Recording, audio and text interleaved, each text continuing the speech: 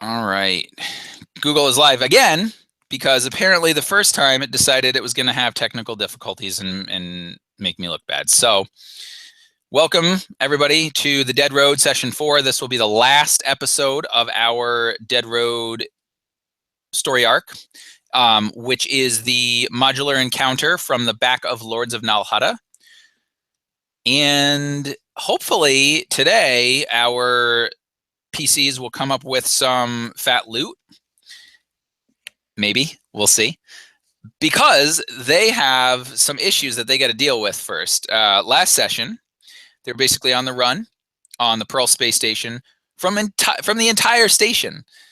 Bounty hunter named Grail Nor, who had been tracking them, basically put up a huge bounty and mobilized the entire station full of thugs and degenerates that you would find in hut space to track down the players, which they handled rather well through ingenious uses of the Force as well as just brute force with blade and blaster.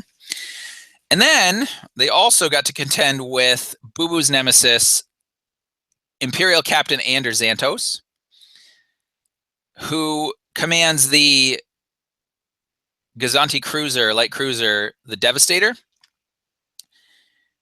and is also looking for Ray, who he heard from pirates in session 2 had a lightsaber. And along with the Imperial captain was a mysterious darkside force user.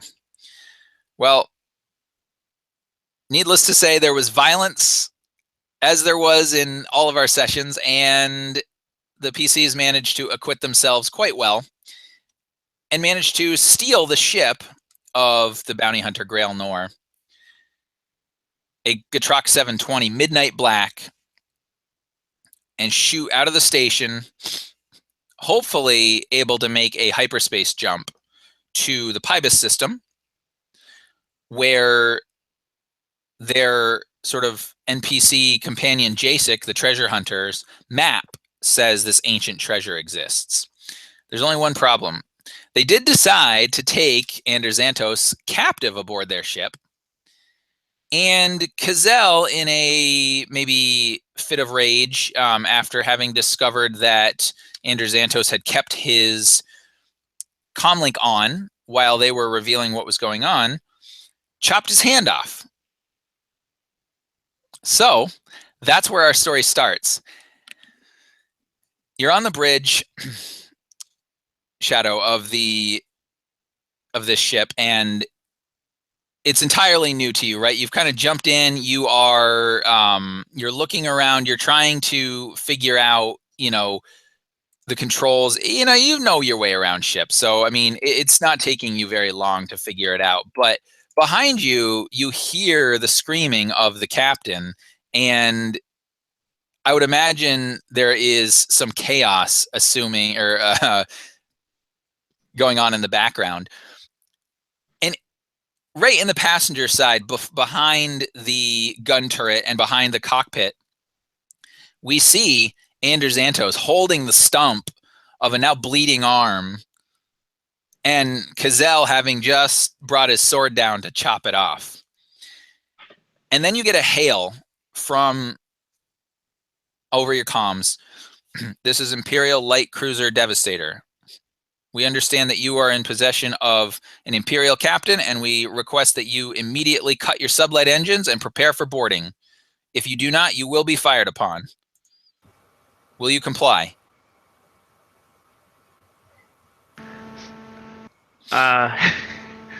Ray will go. Do they see inside the ship? Or well, not necessarily. Although you do see that there are like 4 TIE fighters kind of flying by. Ray, you probably, since you tend to take on the role of the ship's astrogator, you might want to seriously consider trying to do that, because your best bet, especially considering this ship has 1 turret cannon on it, will probably be to try to jump out of here as quick as you can. All right, so basically I'm going to try to do that, but Are there any things? Am I in a hurry, or am I just like he's just you're in a waiting hurry. right now? Yeah, we'll resolve that in just a moment, because you'll definitely want to make an astrogation check. In fact, what I'll do is I'll set a difficulty for you, and you can go ahead and roll it, and then we'll resolve the actual response to the comm. You get two. It's just a 2 difficulty because you're not making a very far jump. But I am going to actually make it. It's actually 1 red and 1 purple because you're in a major hurry. There's also 2 setback dice on it because you are stressed, and the guy in the back, your companions, you're not quite sure whether or not they're going to kill this Imperial captain, but you also got, the threat of imminent destruction. Also, So we do have something else onside the board because we probably knocked him out, or did we kill him last time? The dark user. Oh, well, yeah, he's dead. Oh, he's super dead. Yeah, he's dead. All right. So basically, I will use a light side to upgrade. Excellent. All right, I'll add an upgrade. And in the meantime, Shadow, would you respond to the hail that's coming in? Yeah. So I am. So in general, I'm going to be ignoring whatever cacophony is going on behind me. The advantage of being an assassin is I can, compartmentalize a bit. So I'm a little more focused on getting us the hell out of there. I do tell Ray to get to the astrogator. We can try to get out of here, and I tell Tarantek to get to Tarantek. Is that right?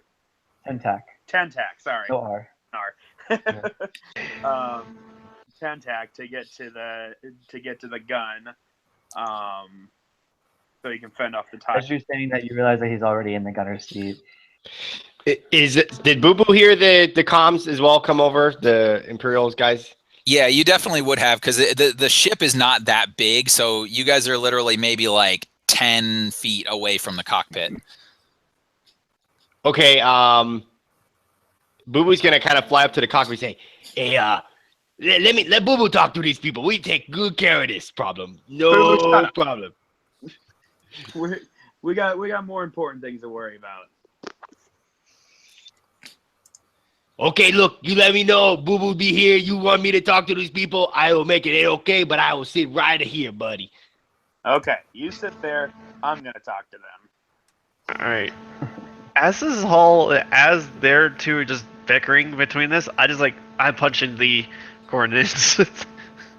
Oh yeah, go for it. So you can make your roll. And in the meantime, Shadow, what is it that you say to the Imperial cruiser? So I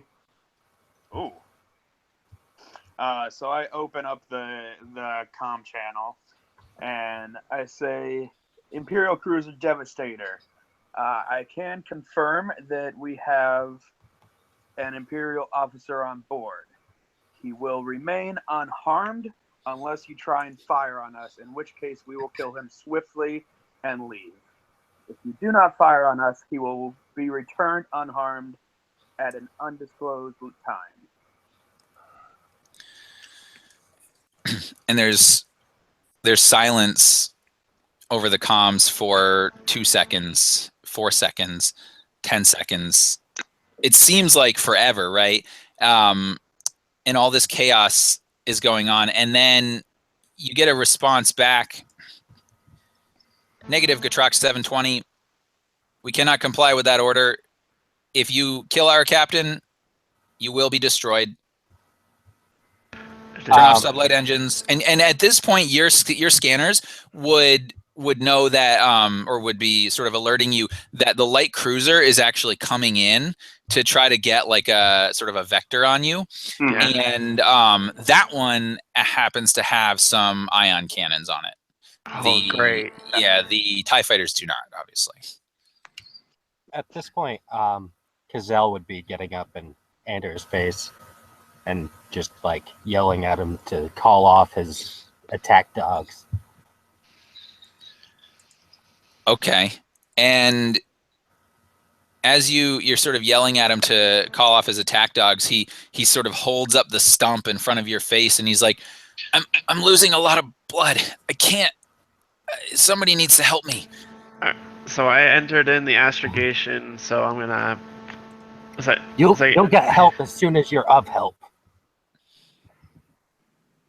Wow. Oh, great. No, that's really good, Ray. Yeah, okay, we'll resolve that in just a moment. So, Yeah. you said, sorry, Cazell, what did you say? I said you'll get help as soon as you are of help. And make either a perception or a skullduggery check for me, against a difficulty of 2, and I've set the difficulty for you. Just gotta get over to my skills page. Yeah. Perception or skullduggery. Well, that's the same either way. So. All right. Yeah. So go ahead and roll one of those for me. Okay.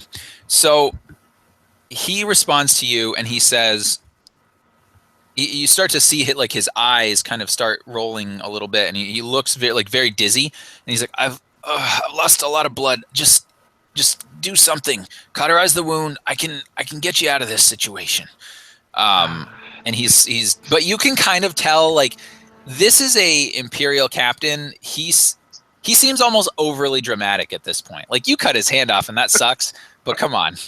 Come on. Yeah, I'll slap him with his own hand. Oh, Really? Snap out of it. That's cold for me. nice. And you slap him with his own hand, and he's like, and then he looks up at you, and like any pretense of being, this helpless, like whatever, is gone, and he stares at you, and you can he's definitely taken aback, because this is the first time that he's really sort of caught your eyes, and realizes the this mask that you have on, and these like yellowing eyes at this point, and so he stammers for a minute, and he's like, you don't know what it is that you're doing. Listen, just you comply. I don't even want you guys. I'll tell you what. You let me take the girl and Boo Boo. Well, unfortunately, you're going to have to come with me, but I'm sure we can work out an arrangement. Someone such as yourself, I'm sure, would be quite valuable to the Empire. This doesn't need to end in bloodshed.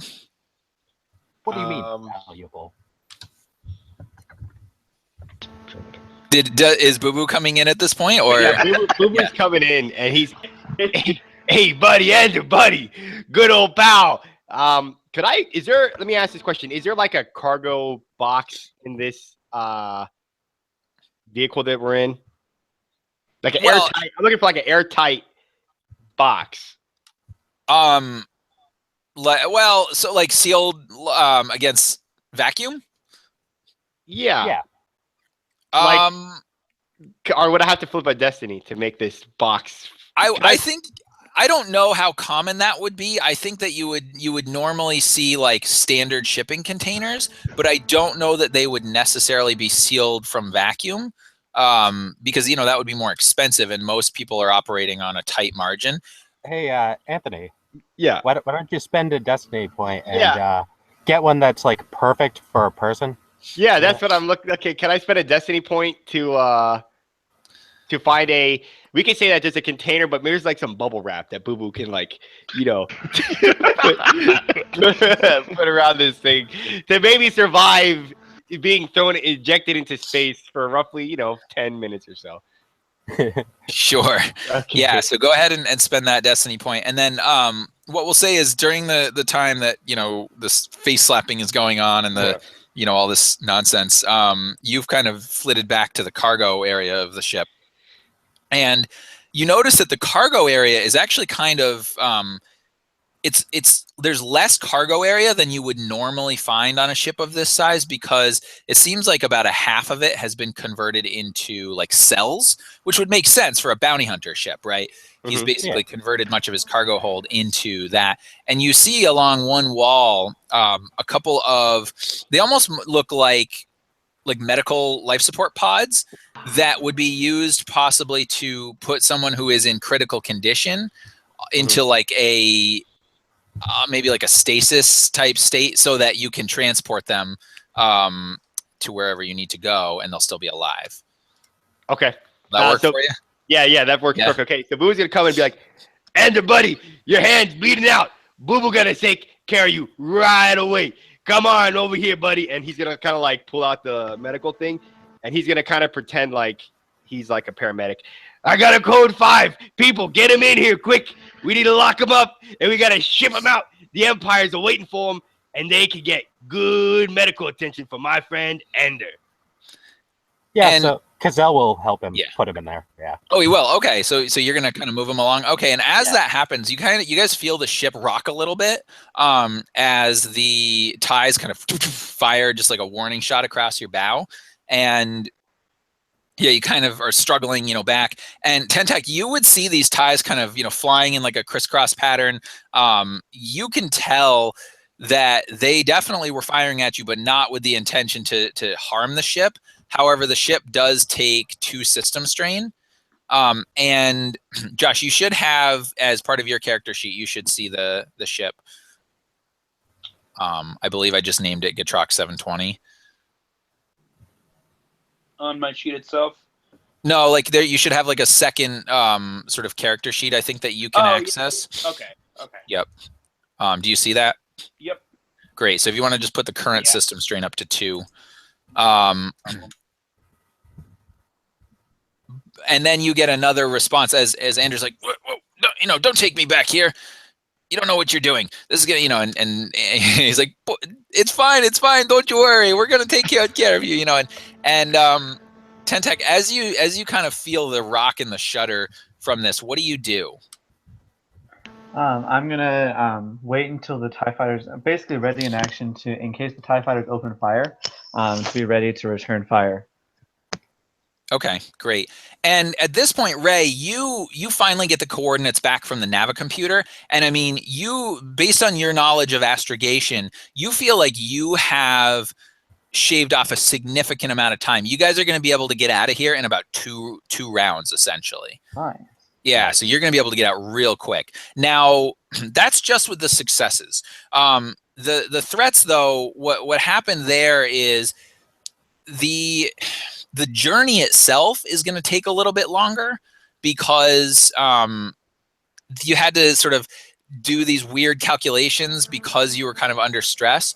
But you also have a triumph there. So if you want, I mean, we could say potentially like maybe that triumph will allow you to, use like a lot less fuel or something to get there. Like it's going to take you longer, but it's maybe you have to make like an extra jump. But you'll be able to get out of here really fast, unless you have another idea. Well,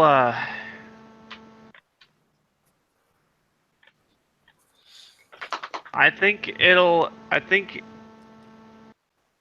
with that triumph, I'm going to find a way.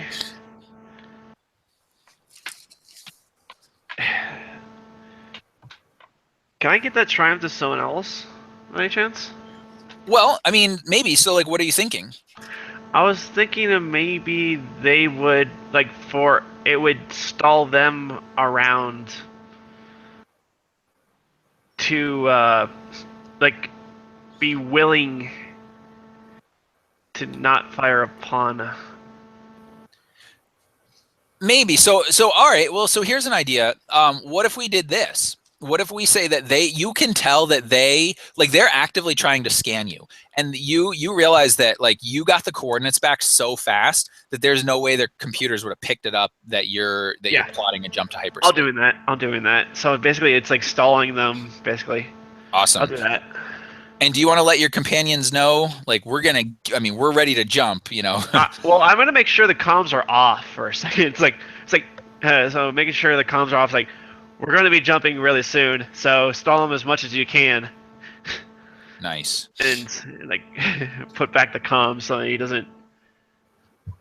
Awesome. So they don't like recognize that we're going to do that scenario.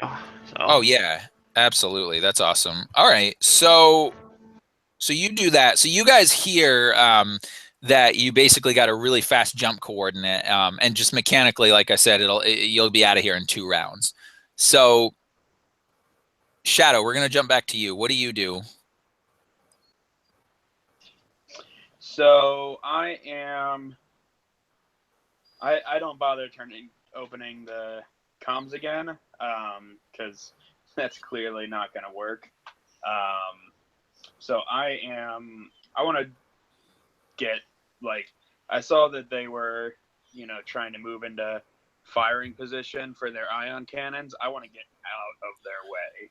Okay, absolutely. And so right now, because you were basically coming out of docking, you were basically coming out at a slow speed. So if you want, you can punch it,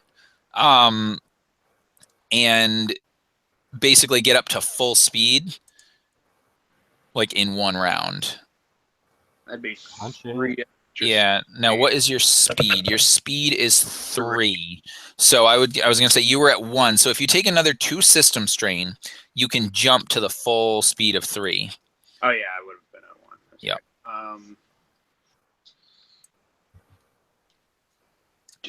Right. Awesome. Yeah, let's go ahead and punch it. So you're going to punch it. Sweet. All right. And so you guys kind of feel that, like, sudden acceleration, like super fast, and it almost rocks you guys a little bit as you're walking back to the not cockpit, but the sort of cargo bay area of the ship. And it's at this point that Jacek kind of comes into the cockpit, Shadow, and he kind of puts his hand on the chair, the pilot's chair behind you, and you can tell he's nervous, right? But he says, "We're gonna make it. I can't fail this again." And he seems so nervous, like he seems so focused on missing the treasure that he almost doesn't care about the fact that, like, you guys might get shot down. Yeah. I don't like offer an encouraging pat or anything, but I kind of acknowledge him and say that don't worry about it. We're gonna get out of here. All right, and he kind of long time. He's like, good. And then he kind of follows you guys back into the cargo area. And at this point, Kazel and Boo Boo, you have the struggling Anders Xantos kind of in the cargo area at this point. You have a few what look like cells that you could put a prisoner in, and you do have that sort of medical crate, so to speak, the stasis crate or whatever. Yeah, so we're going to toss him inside the stasis crate. And I think the idea was to push him outside the ship, right? Boo Boo, we must save Ender. He needs to go to the Empire. We're not even in space yet. Nice. So you're like, all right. So you're thinking what we're going to do is we're going to put him in the sealed container and send him out the airlock? Yep. Want to turn on his comms inside of the container for him. He is So that literally way he can cry for help.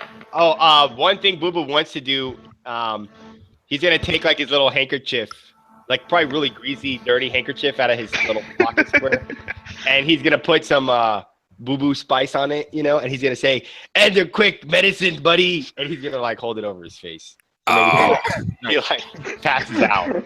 okay. Oh, great. Absolutely, yeah. So that happened, and he's sort of struggling, and like Kazel kind of has to hold him while you're kind of flittering up to him, right? Because you there's no way you could do it. But you guys, sort of tag team him into submission, and then he kind of falls into the half falls and half is lowered into this medical container. And yeah, if you want, you can definitely kind of set it up so that you shoot him out the. Put him in the little area, seal off the inner door, and then like in that scene in Firefly or whatever, you hit the button and it goes. Yep. Nice. Can we tell the captain of the ship that we're gonna be doing that? Like why we're doing that? Well, I mean, you'd have to let Shadow know, but yeah, he could. Yeah, certainly. I mean, we could just use Xantos's comms to do that. So that way it's coming in on an official channel. Oh snap! Okay, yeah, like onto the Empire, right? Yeah. Okay. Yeah. Okay. Can we do that real quick? Yeah, for sure. Okay, Yeah, so Boo was I'll gonna- play it out. Yeah. Boo was gonna click it. This is Rescue Unit 259. We have a highly damaged medical patient. He was suffering from a spice-induced coma when rebels attacked and severed his hands. Please, we're sending him out for a medical evacuation. Unbelievable. And they all you get over the comms is, who is this? What's your operating number? What's your And yeah, and but they get the point, right? And so you actually see the TIE fighters kind of peel off a little bit, and they start to they kind of start to come into formation. At least two of them do, right? And they're kind of like getting in the way. And what you actually see in Tentak, you would probably notice this first. They're flying in kind of like a pattern that they're sort of trying to like bob and weave in front of any possible fire that might come from your ship, as a way to take fire in case, in case you were to shoot at it. As difficult as that would actually be to shoot at that thing, they're not taking any chances. Yeah. So All right, yeah, we're gonna go over there and say, the medical patients will be evacuated, and we have another emergency we have to attend to. Please do not hold us up. Thank you. and you you realize at this point that you probably have one more round before you're going to be able to get out of here, and you don't get anything over the comms, but you do see that the ship starts to kind of turn a little bit, almost like like an actual naval ship if it was getting ready to launch broadsides, but it doesn't do that. You guys don't pick up any sensor readings of that. In fact, what you do see is that it's sort of like moving and positioning itself. And you can see like the little shields or whatever that would go down on like, a little hangar bay. It's basically trying to like maneuver itself because it doesn't have a tractor beam. So whoever's flying this thing is damn good. But there are two TIE fighters that are still pursuing you. They haven't shot yet, but they're dogging you. And at this point, they look like they're starting to get into like, a fighting stance, a fighting formation. Yeah. So Tentak, I imagine you would see ready, this. Yeah. Boo was ready Yeah. to launch it. Yeah, go for it. Okay. Boop. Yeah, yep, and it shoots out, and there, you see like two of those TIE fighters, kind of sort of come in and almost are like flying formation with this thing, like they're trying to block it. But the two other TIE fighters are still on you guys. You might not know that, Boo Boo, but Tentak and I would imagine Shadow definitely would. Okay. Yeah. Yeah, like you're getting one of those Shadow. You're getting one of those like proximity, bleep, bleep, bleep, And I log in the back of my mind to ask why the hell our airlock just opened later. Yeah. I mean, you could just ask in your mind. Yeah, but I'm a little focused on not dying, so I'll Fair. ask later. That is a legitimate concern for sure. Nice. So that happens. Now, Tentak, how are you going to react to all of this? I'm going to, seeing as how I can hear that there is another plot going on as usual, I'm going to hold fire just to see if the bluff works. And then if it doesn't, and if those two still maintain an intercept course with us, then I'll open fire. Okay. And as far as you know, they are not deviating course. They seem to stay in intercept formation. And then all of a sudden, you see sort of like one break off from the other. So, like they were flying like, kind of side by side, and then one of them kind of, breaks in, and then they go, and they look like they're going to break off and start heading back to the ship. And at that point, Ray, you get the beep on the navicomputer that you guys are ready to make the jump to light speed.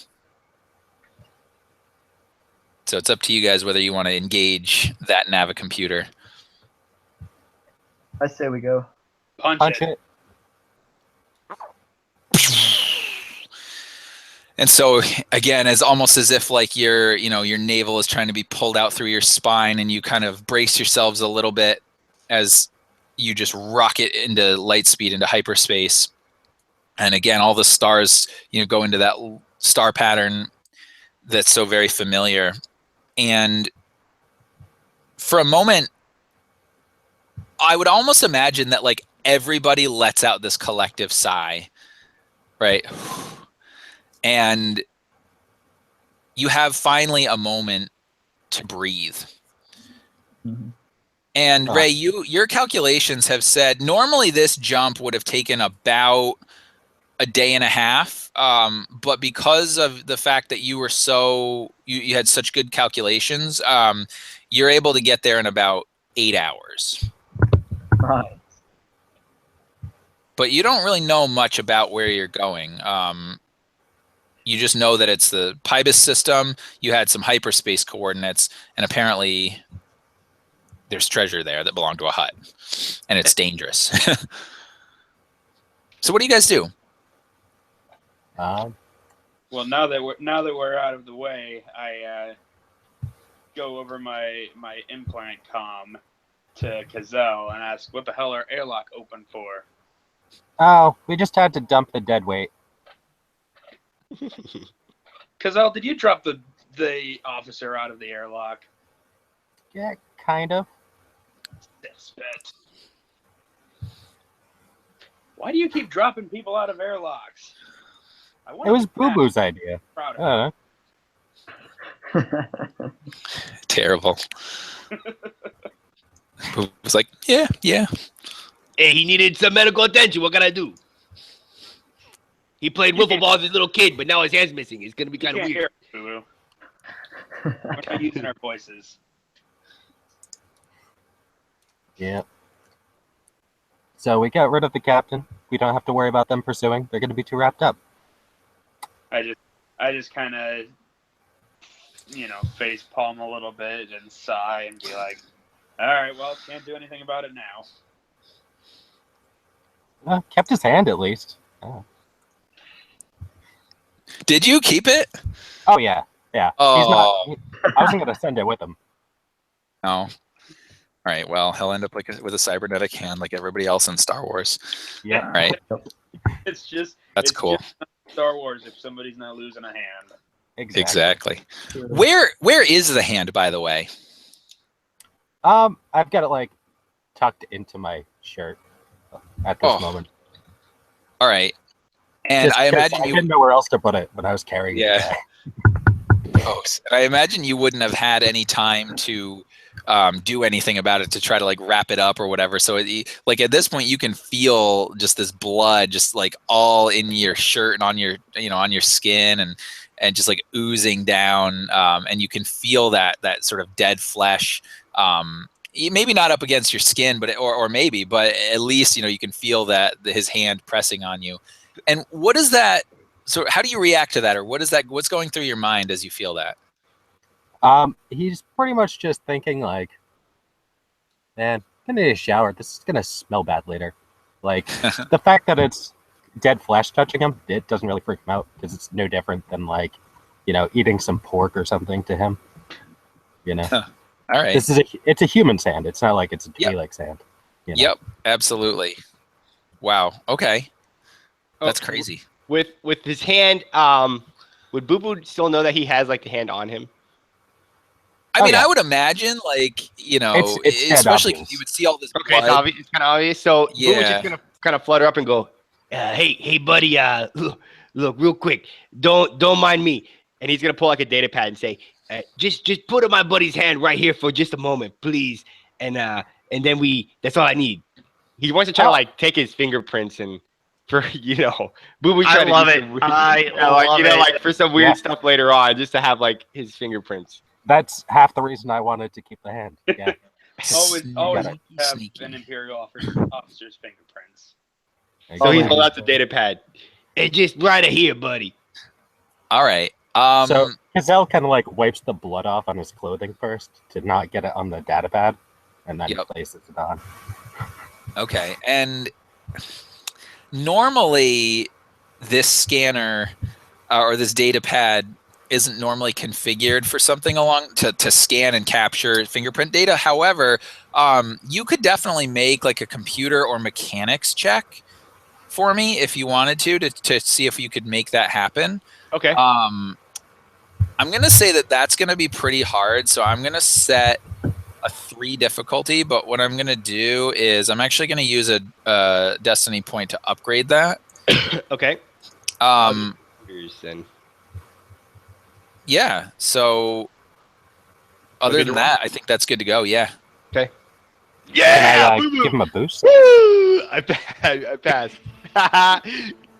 Oh my gosh. Yep. All right. Boo Boo do this all the time. And so you kind of see like, you know, he types something on the data pad, and then like you see this sort of green line going once, and then he puts Anders' hand on it and, you know, presses a little button on the side, and as it sort of scans the fingerprint, and then like a little message pops up, you know, beneath sort of the grease, you know, from his like, you know, sweaty fingers or whatever, and whatever, and you kind of look on the screen, it says, you know, data captured. So yes, you now have his fingerprints. Nice. Nicely done. Don't Awesome. worry, buddy. Boo Boo not tell anybody. You keep the hand. It's some freaky deaky stuff, and he's gonna fly away. I imagine this particular thing would have been a bad thing to get a despair on. Yeah. Yeah. Like, Despair is system-wide bad. murder. Despair is bad anytime, but yeah. Yeah, really. I was just imagining like a system-wide alert. Oh, hey. Yeah. It's like, wait, why is this data pad transmitting? That's weird. That's weird. Bang, bang, bang. You know, that's strange. Yeah. Or the Empire catches on to our little hyper jump. Yeah. Absolutely. It's like, no way. It's like, wait, they can track us because of that? Oh man. Destroyers. Yeah, so with the hand scanned, Gazelle just basically wants a copy from Boo Boo, and then he's going to throw away the hand.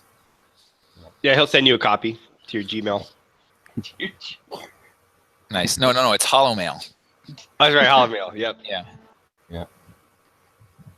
Kazel@empiremail.com. I'm gonna be during this whole scenario. I'm gonna just be resting. I'm presuming there's a bed or like some sort of quarters. Oh, yeah.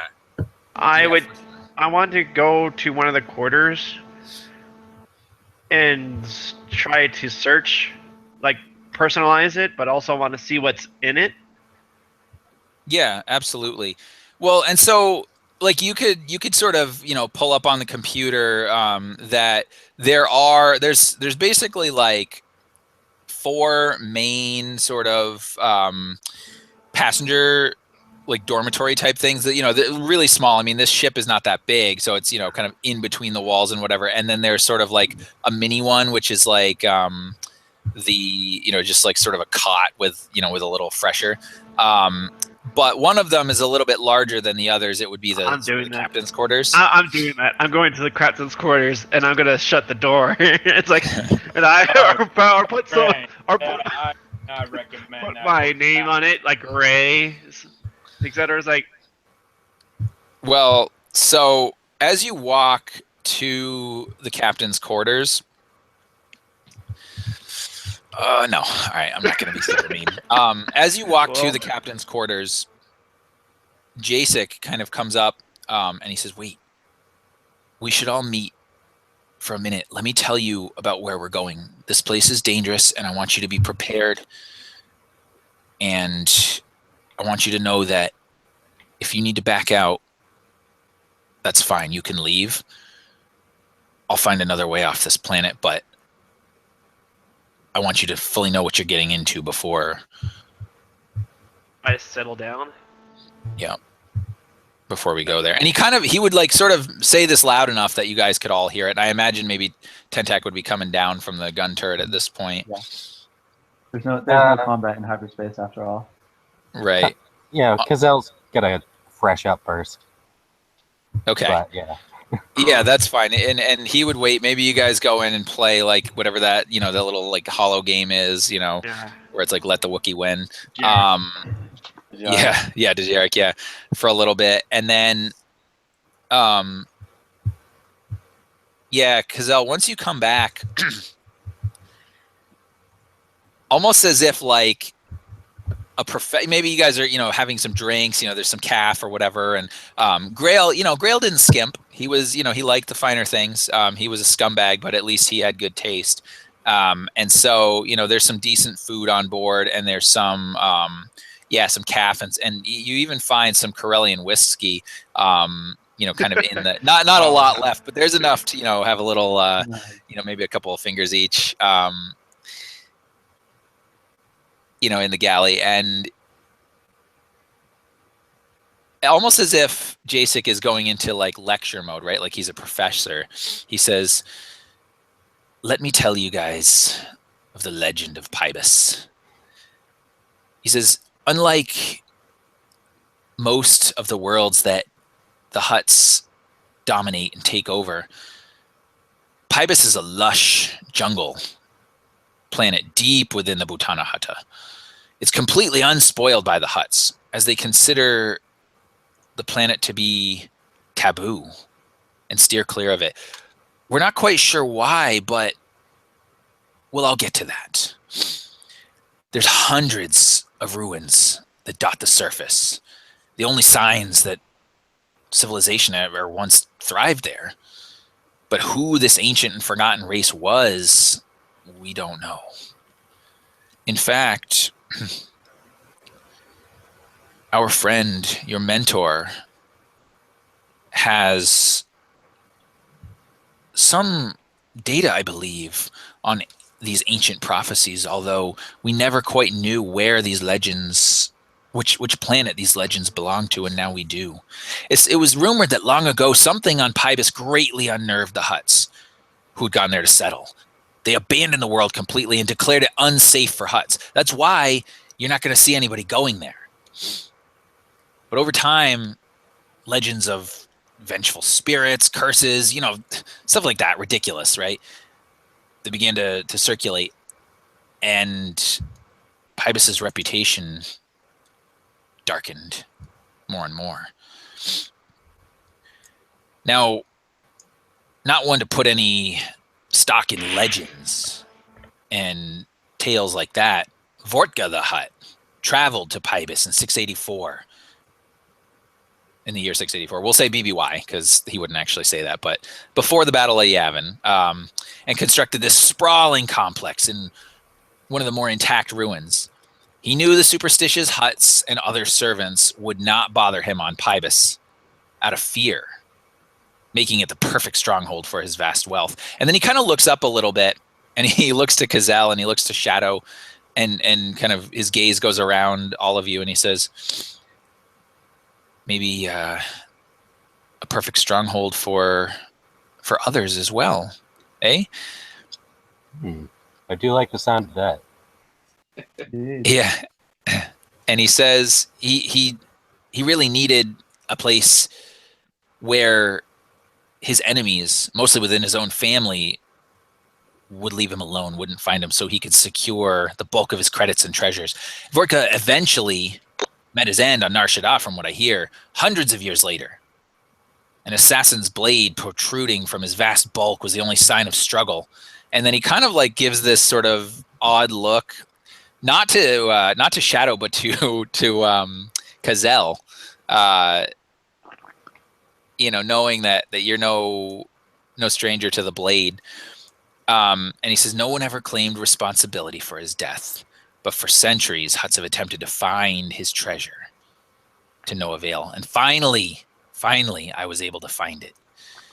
And one thing that he mentions, he kind of goes on, and I'm not going to go through all the rest of it for you, but one thing, Tentak, that you might find interesting is that how he came across this information was that one of Vortka's servants, a Clatuanian named Lachlan, was the only survivor. Basically, Vortka became paranoid and killed all of his servants.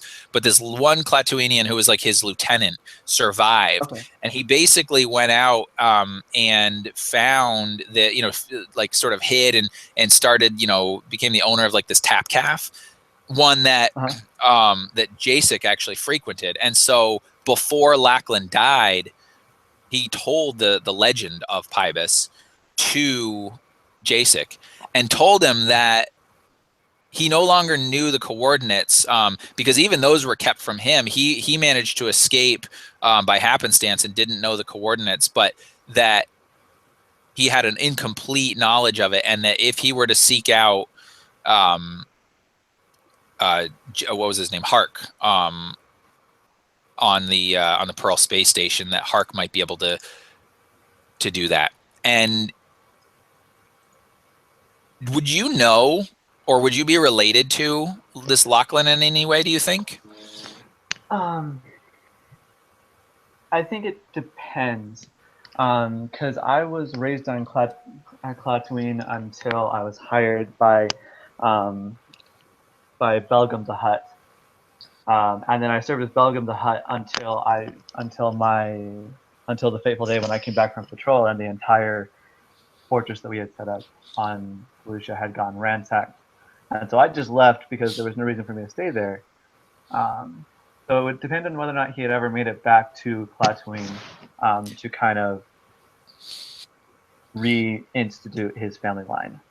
Yeah, and I would imagine he wouldn't, but maybe you kind of heard these legends circulating on Klaatuine about this guy and about this treasure. And so maybe like when you first heard Jasek's tale, maybe it didn't immediately trip your memories, but maybe like you're like, man, this sounds very familiar, like maybe one of those old childhood tales. Yeah.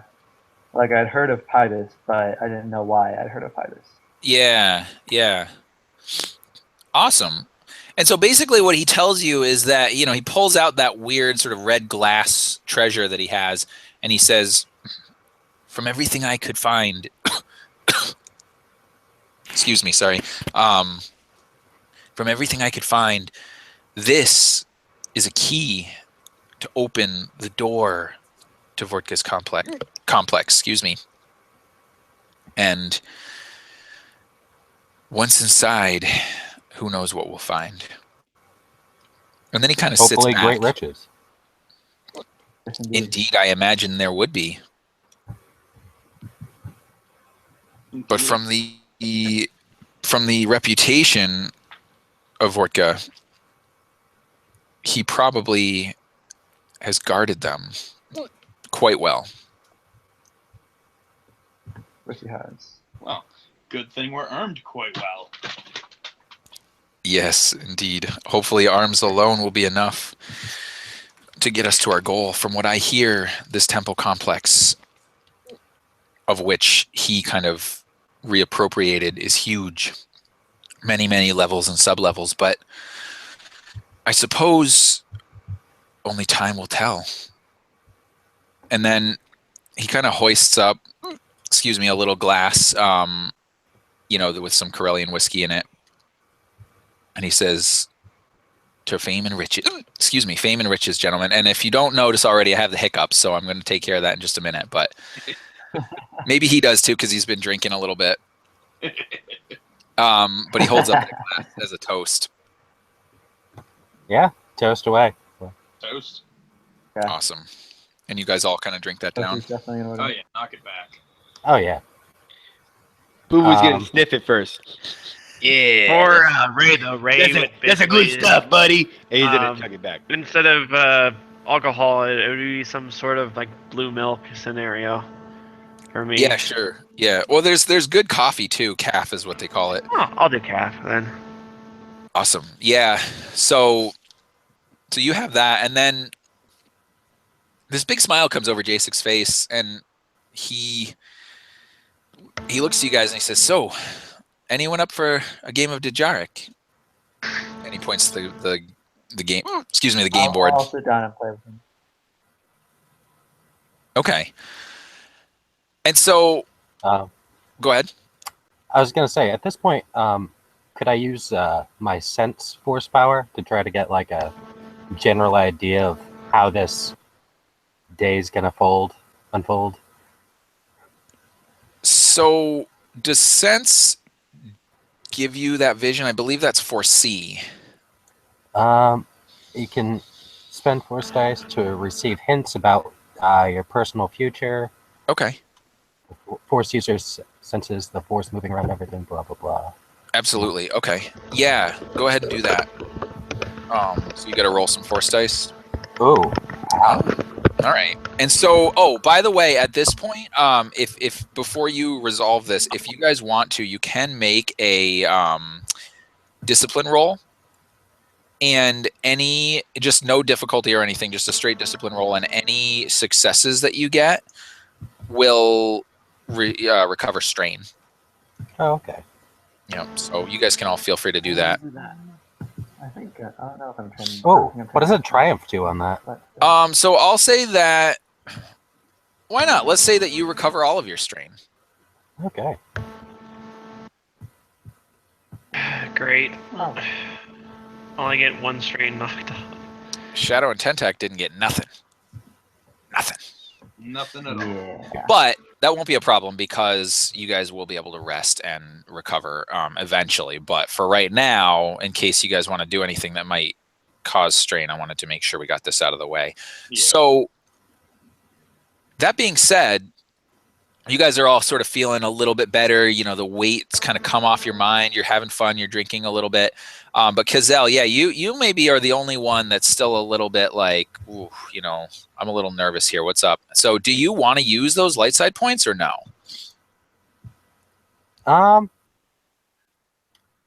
So I imagine like I feel the pull of the light side there, and yeah, why not? I'll use them.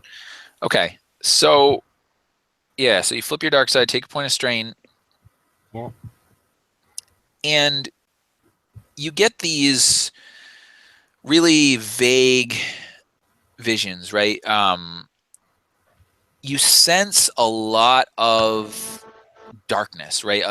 Like almost like what you're going into is it's incredibly scary, but only for others. For you, you get this impression that it's almost comforting isn't quite the right word, but something like that, familiar maybe. But you can't tell. The only other sort of vision that you're getting through the force, through all this sort of cloudy, you know, haze, is just something radiating immense power. But not like in a mechanical way. Ooh. Yeah, and so that's all you sort of get from your force vision. And it did not tell you whether you would come out of this thing alive or not, but I'm gonna keep that to myself. Yep. Yep. Absolutely. And so so Ray, would you, at this point, did you want to try to head over to the captain's sort of quarters and whatever? Yes. Okay. So, But I will also be heading there as well. okay. So Ray, you would maybe be like one or two steps ahead, and I imagine you would see Shadow coming down the corridor, because you guys probably would have like both looked at the layout of the ship and you know where it is. And he's maybe only a step or two behind you. What are you gonna do? Is there a way of opening up the captain's quarters? Well, sure. I mean, potentially you'll get to him, or you'll get to the captain's quarters a couple of steps, but you don't know if it's locked or what. But yeah, do you want to sort of proceed as if he's not even there? I'll proceed as he is not there. Okay. And so you make it to the door, and you do see that there is a keypad sort of security system on there. Very standard security system. You know, seemingly in the locked position. And at that point, Shadow, you also make it like right up behind Ray. So what do you do? Ray, what do you think you're doing? I am trying to get into his quarters. Crew's quarters are down that way. Yeah. Who made that? So how many people would say that women have the better quarters here? Not this Nobody. one. No. Oh, they're so mean. Gunship for this piece of junk. We treat everyone equally. That's Oh all. yeah, equally. And then all of a sudden, My ship, these are my quarters. That's how it goes.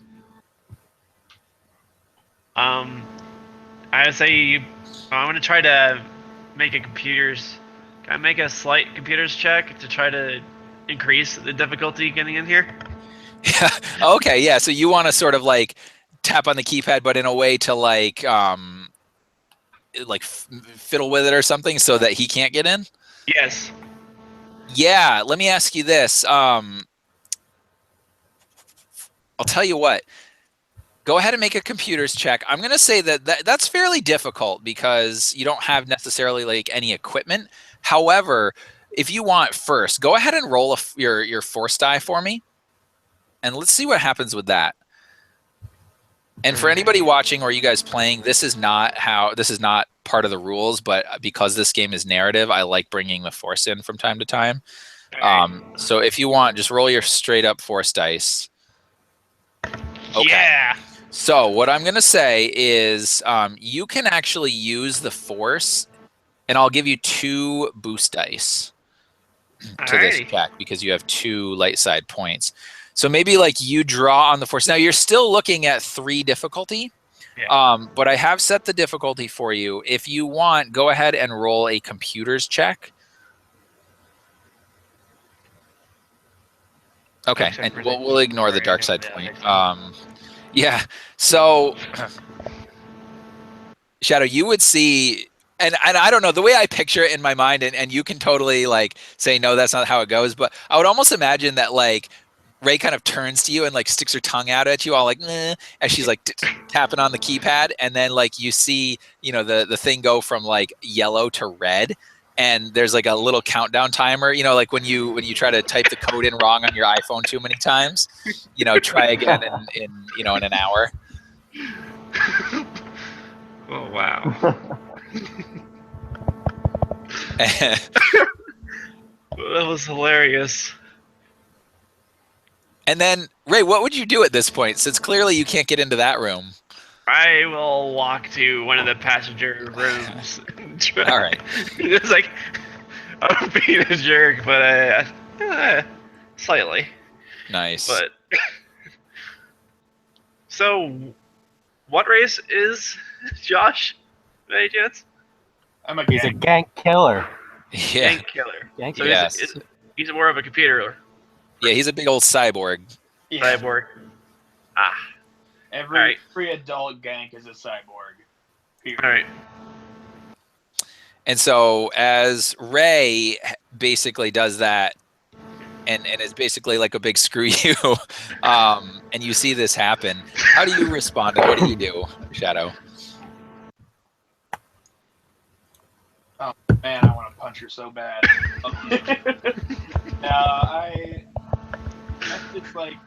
I just stare at her dumbfounded as she walks away. Like, who does that? Like, who does that? And I just I don't do anything, but for the moment. But that's gonna come back later. Nice. And So then I'm gonna go to. I'm just gonna leave it for now, and I'm gonna go to the cargo area and see if I can find a slicer. if you can find what? If I can find a data slice. Oh, okay. Well, so you sort of already have one, right? With that, do you still have that Yeah. data pad? Have that. So I'll go ahead and hook that up then. Okay. So you're gonna try to get in anyway? Yeah. Brilliant. All right. So let me see. How was I gonna rule this? So she had 3-6. So that was gonna add 1 setback. I believe did I say that the slice, the data pad reduces the difficulty by 2? I think I did. Yeah, because it's like a data spike. Oh no, I think it removes 2 setback.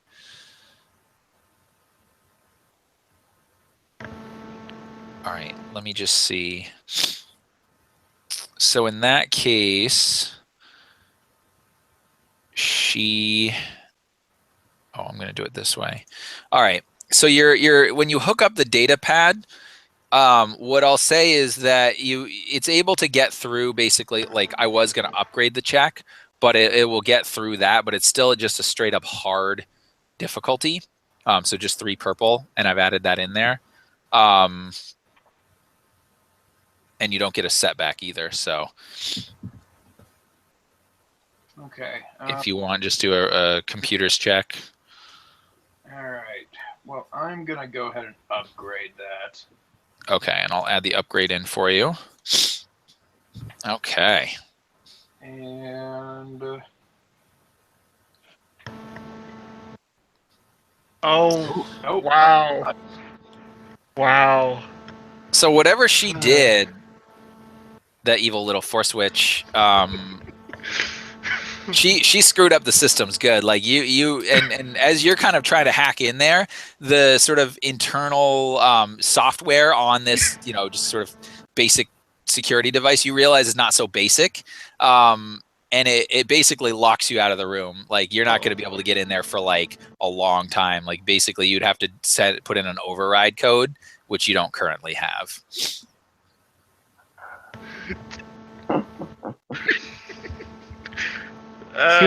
well, when it comes time for sleeping, Ray's getting kicked out of her bunk. Nice. And so we'll cut away for a minute. Boo Boo, what are you doing at the moment? Boo Boo is like going through his notes, and he's kind of collecting a wish list for his Emporium that he's going to have. So he's kind of like, making a list of prices and things he wants to find. He's kind of like bookkeeping. Awesome. What's like maybe the top 2 things on that list? We got a very special thing. It is called a Jawa-infused Bantha cloak. You see what it does is it makes you look like a Tusken Raider but smell like a Jawa. It's crazy. And where are you when you're doing? Are you sort of like just sitting around like with kind of in the common room, just sort of hanging out or whatever? Yeah, he's kind of like probably going around to like Jacek and them every once in a while, like, hey, look at this. Yeah. This Emporium, we're gonna have these things. It's gonna be great. And then I got a hot sauce. This is like a spicy but not too spicy sauce that goes on a big slug, and then a little, ladies dance around, and then you eat it. It's a great thing. Don't worry about it. And it's funny when like really excited about all of this. He's like, "This is amazing. I approve." Yeah, and Jacek actually is his face kind of puckers up like this disgusted look on his face, and he's like, "Oh, Boo Boo, have you ever actually eaten that dish?" Yes, but what I haven't told you yet is the very, very best thing in Boo Boo Emporium I'm gonna have. Okay, it is. Listen here, quote. It's gonna be called the Olga. It is the best. It's about 2 million credits, and you get about 2 hours. That's all I'm gonna say about that. And Jacek just stays silent, like he doesn't even know what to make of that. But yeah, so you guys basically see like Boo Boo flitting around the room, getting more and more excited as he's like, coming up with all this improbable shit that he's going to have in his Emporium. And Tentak, where would you be and what would you be doing at this point? I've been playing Dejarik with Jacek. With Jacek, yeah. I decided to sit down, yeah. Do you want to make it like a friendly game? I don't have quite the put some money reputation of on the it? Wookiee, but Okay, all right. I'm not that good at playing. Yeah, I can shoot, but I don't think so. Jacek is very, very good. So that's wise. Okay, yeah. So you're just kind of hanging out, just enjoying the comforts of this ship. Yeah. Nice. Awesome. All right, and then Kazel, after you've had this force vision and you realize that you guys are heading.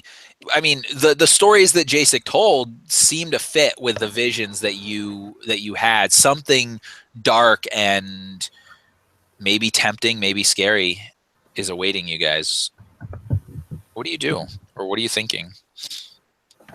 Like, Cazell is very overconfident in his own abilities. You know, he survived all sorts of stuff. So he's as much as this feels like it's going to be dangerous, that excites him because that's where the real challenge is. You know. Okay. But he doesn't want to like bring down the morale of his companions. So he's like just keeping it to himself about this challenge while, you know, getting amped up, and he, you know, that excitement's coming out, and how he's, you know, getting excited about Boo Boo's Emporium and all the things there. Okay. And like the two things are just cycling back and forth, and he's just getting amped. Nice. Maybe like for the first time in a long time, he's not just surrounded by death and killing and the dark side of the force, but maybe like this sense of excitement. Yeah. Yeah. Okay. Awesome. Well, that's great. And finally, Ray, where would we find Ray at this point, and what would she be doing? She, after locking this captain out of her room, out of the room that she was trying to get into, I see I don't see him fail, but like if I hear a grunt or anything like a sigh kind of thing. Mm-hmm. Oh, I imagine like if you wanted to, you could sort of like duck around the bulkhead and then sort of like stop for a minute, you know, and hear like, "Damn it, Ray," or something, you know. Yeah, I could hear that. Nice loud spit. Yeah. And basically with that, I don't know, the best. Like she's gonna have a smile on her face as she's locked him out. But she's gonna go try to search the cabin, trying to search like for anything like armor or some sort of defense mechanism that she could use. Okay. Absolutely. So why don't we do this? Why don't we take like a quick 5-minute break, and then we will sort of we'll resolve that, and we'll kind of do your sort of 8 hours travel time until you get to Pybus. Does that sound good? Yeah. That's Nice. sounds good. Sounds good. Awesome. All right, I'll catch you guys in 5.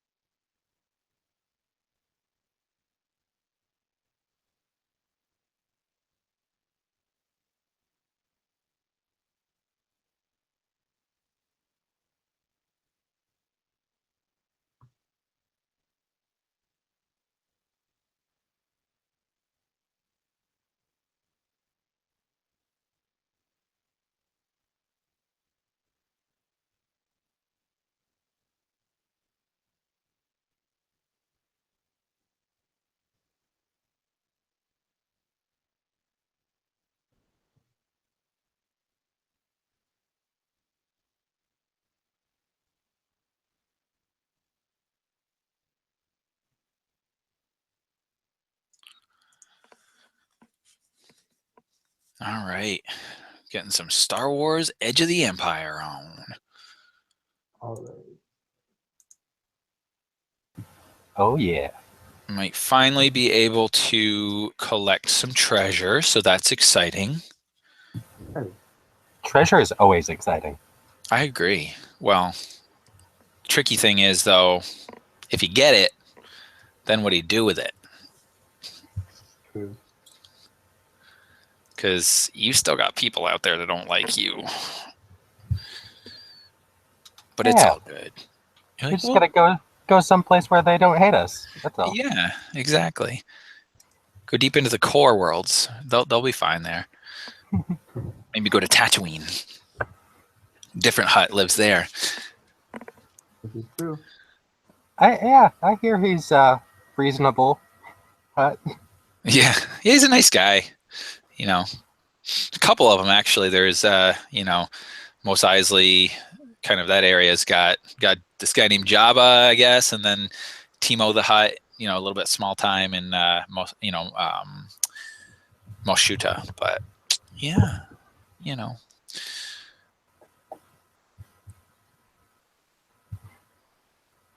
But yeah, so for anyone who might be watching, I definitely play a little bit fast and loose with the force points. But like I said, I like it when force users have those dice to be able to use them sometimes in ways that maybe aren't covered in the book. So from time to time, I might do that. And I would encourage anybody to do that too if you find it helpful. All right, let's see. What stuff do I have coming up here to kill you guys? Oh, I know. That sounds awesome. Some beasties. I'm going to Dungeon. exercise my Fifth Amendment right against self-incrimination. Yeah. I'm hoping for some beasties. I have a plan in case there's beasts. Yeah. Oh yeah. I love that you have plans. Oh yeah. I came into this with my notepad open and 3 things to enact. Excellent. That's good because my plans generally just involve shooting people. Yeah, mine too. I know, it's kind of actually amazing that if you think about it, considering that you have a hired gun, a trained killer, and a now kind of crazy darkside, adept, you guys have only killed a few people, and really kind of minor people at that. I mean, Yeah. Grail's still alive. For lack of trying. Well, I mean, you guys had Anders Xantos at your mercy, but Yeah. that's true. You did kill that Darksider though. She went down too fast. That was crazy. I couldn't believe it. Damn grenades. Damn grenade. No, that wasn't even grenades. That was his pulse rifle, and then I got it. Oh, that's right. It was, with the pulse rifle. God, that thing's beautiful. It really Yeah. is. That was All right. Question for you guys: encumbrance Yeah. on your items. I know some people would have. No one got any armor, correct? I've got armor. I have. I've got a little bit of armor. So how does encumbrance work? With armor specifically? Yes. Well, you subtract 3 from whatever the encumbrance is if you're wearing it. Yeah, so armor basically is considered 3 encumbrance subtracted, and then once you get to or above your encumbrance level, I believe you start getting setback. But let me just. Only once you go past your brawn rating beyond your level. Oh, okay. So it's whatever your encumbrance level is, and then plus your brawn. Yeah. Oh, all right. So how do you? Honestly, for determine that? right now, don't even worry about encumbrance. We're not. I really wasn't keeping track of it. In this system, it's actually one system that it's good to keep track of, but I just never have liked encumbrance. All right. Keep track of encumbrance. There's too much. There's too many I don't know. There's too much technology. There's too much other ways to get around that. So. Yeah, Yeah, I didn't even bother adding mine up. I figured if the DM wanted it, then I would add it up. Yeah, I'm not worried about it. I'm thinking of. There's 2 items I think I might need more often. Like, Ray's an easy target right now. She really doesn't have that much defense, so she's trying to look for some armor. Well, yeah. It's good to Right. have. That's how Yep. it goes, Air Force adept. Armor can be a good thing. Now, most armor just adds to your soak, not defense, but Yeah. some does. Yeah, Let me really expensive armor. yeah. My armor adds to my defense. Yes, some of it does, and it can be really awesome when you get that. But Yeah, I didn't get expensive armor. I got expensive guns. yep, Because your defense is offense. yep, that's exactly right. You kill things before they can kill you. That's generally my my goal. Yes. All right, let me just take a look. So I was thinking of getting 2 pieces of armor that will probably set me up for the good defense. Because then that'll be it. So here's what I'll do. Is everybody back? Down here. Shadow. I'm here. Cool. think I'm just we going to all are. assume everyone is then. Awesome. All right. I don't know So if if you Anthony's guys, back. what's that? I don't know if Anthony's back yet. Yeah, Here. Anthony's here. Yep. Oh, okay. What about Temtech? I'm here. Okay, cool. I think that's everybody. Cool. All right. So as you guys kind of spend the next, 8 hours or so traveling through hyperspace, not getting progressively more drunk because unfortunately the alcohol ran out, but still having a jovial time. But you guys do find, excuse me, in the cargo hold that there's basically like a locker. The way that it's set up is like he's got like 2 cells where he would keep prisoners or whatever, bounties, and then he's got like a locker. And in the locker he's got he's got some armor. And he's also got a couple of blaster rifles as well as 2 just standard blaster pistols. And he's got a vibro knife in there as well. The armor is actually pretty sweet. It's an armored drop suit. So it gives you a defense of 1 as well as a soak of 1. This thing is pretty rare. The fact that he wasn't wearing it on the station, I think, means that he was not expecting that you were going to put up that kind of resistance. He figured with the whole station mobilized against you, it would be a piece of cake. So you've got that. And for anyone wondering, let me see. However, this doesn't have a functioning flight system. Some armored drop suits do. This one seems like it doesn't. It seems like he maybe got it retrofit. So he found it, in like an old Imperial surplus, whatever. And it's a little bit like sort of grungy. Like normally it would be that sort of white, pristine Imperial. This one is painted it kind of green. But there's that, yeah. And then really beyond that, there's just standard bounty hunter fare, right? He's got, some manacles and he's got a couple of stim packs in there. 3 stim packs to be precise. But other than that, not much of use.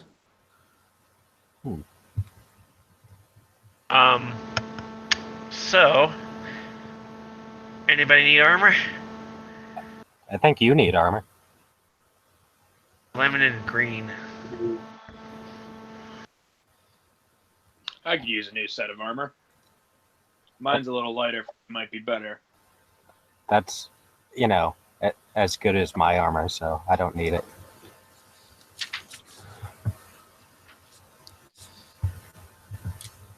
Well, I think Sounds like Ray is the proud new owner of some retrofit armored dropsuit armor. Alright.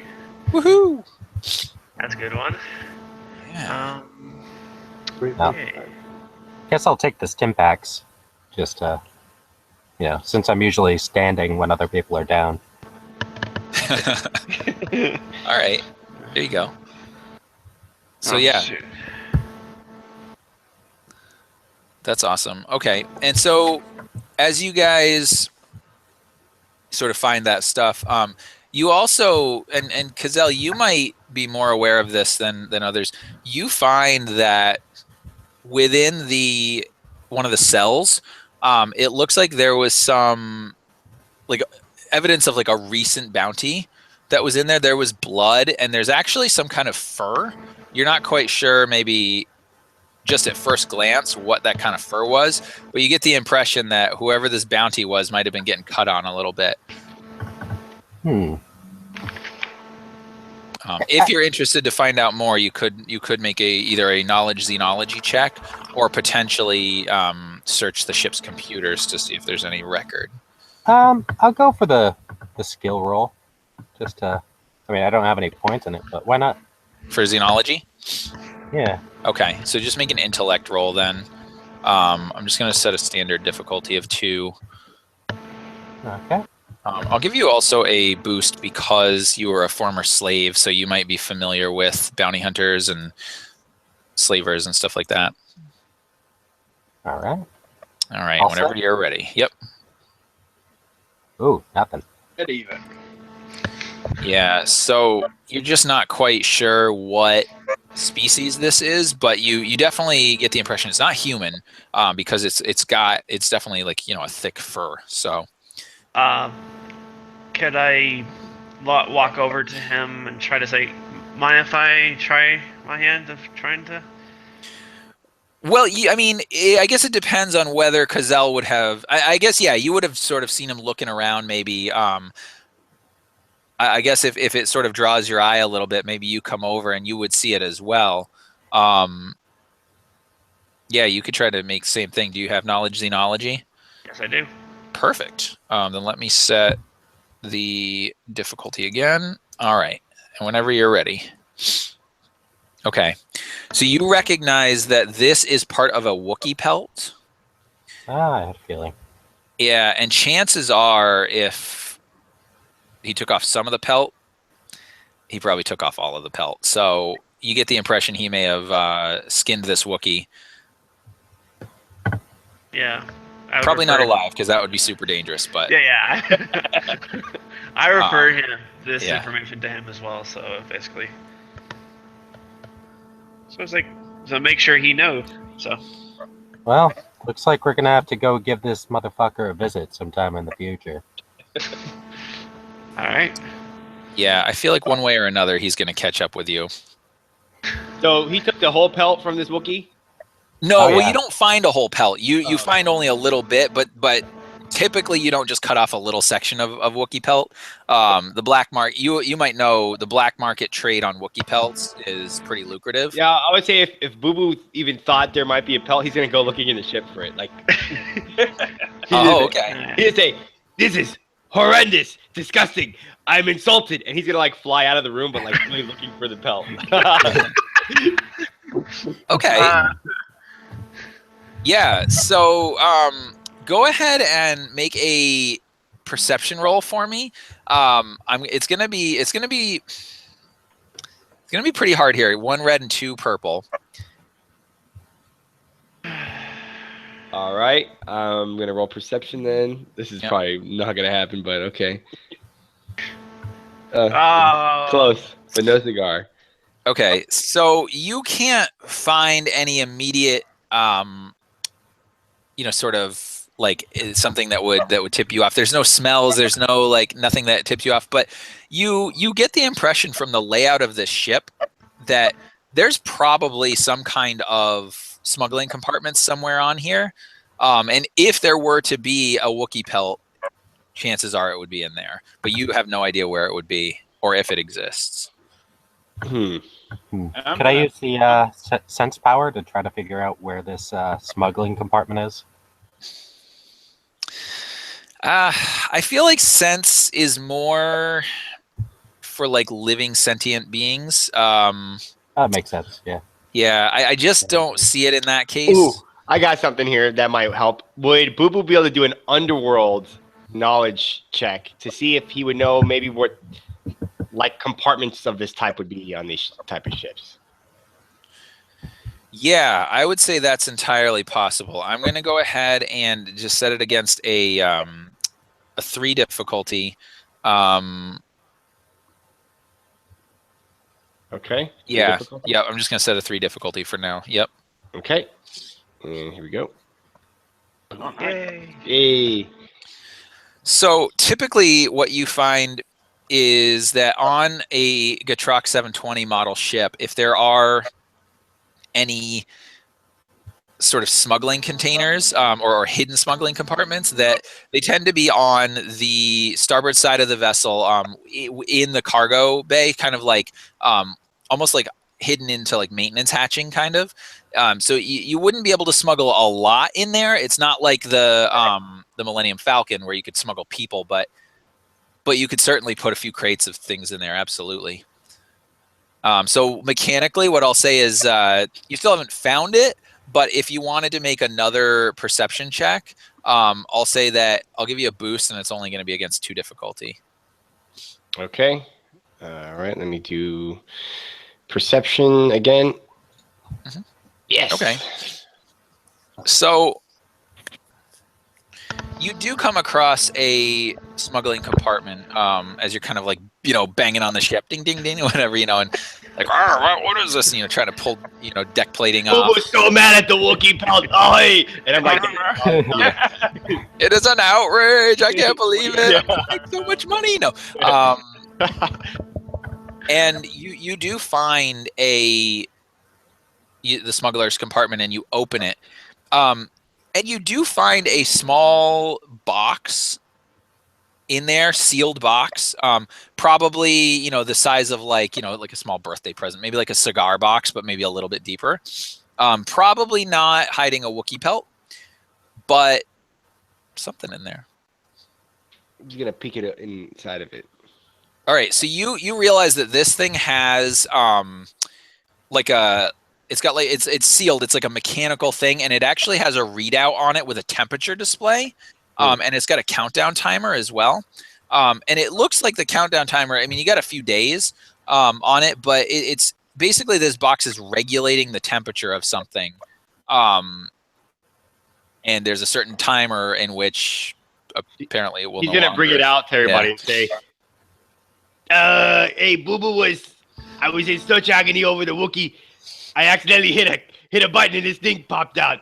It's crazy. And I'm going to have the little box. Interesting. I just shake my head at Boo Boo's story. I don't know. I believe him. No.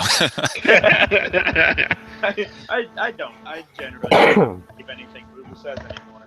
Yeah. It's like, but I don't care as long as he makes us some starts money. at a negative on the truth meter.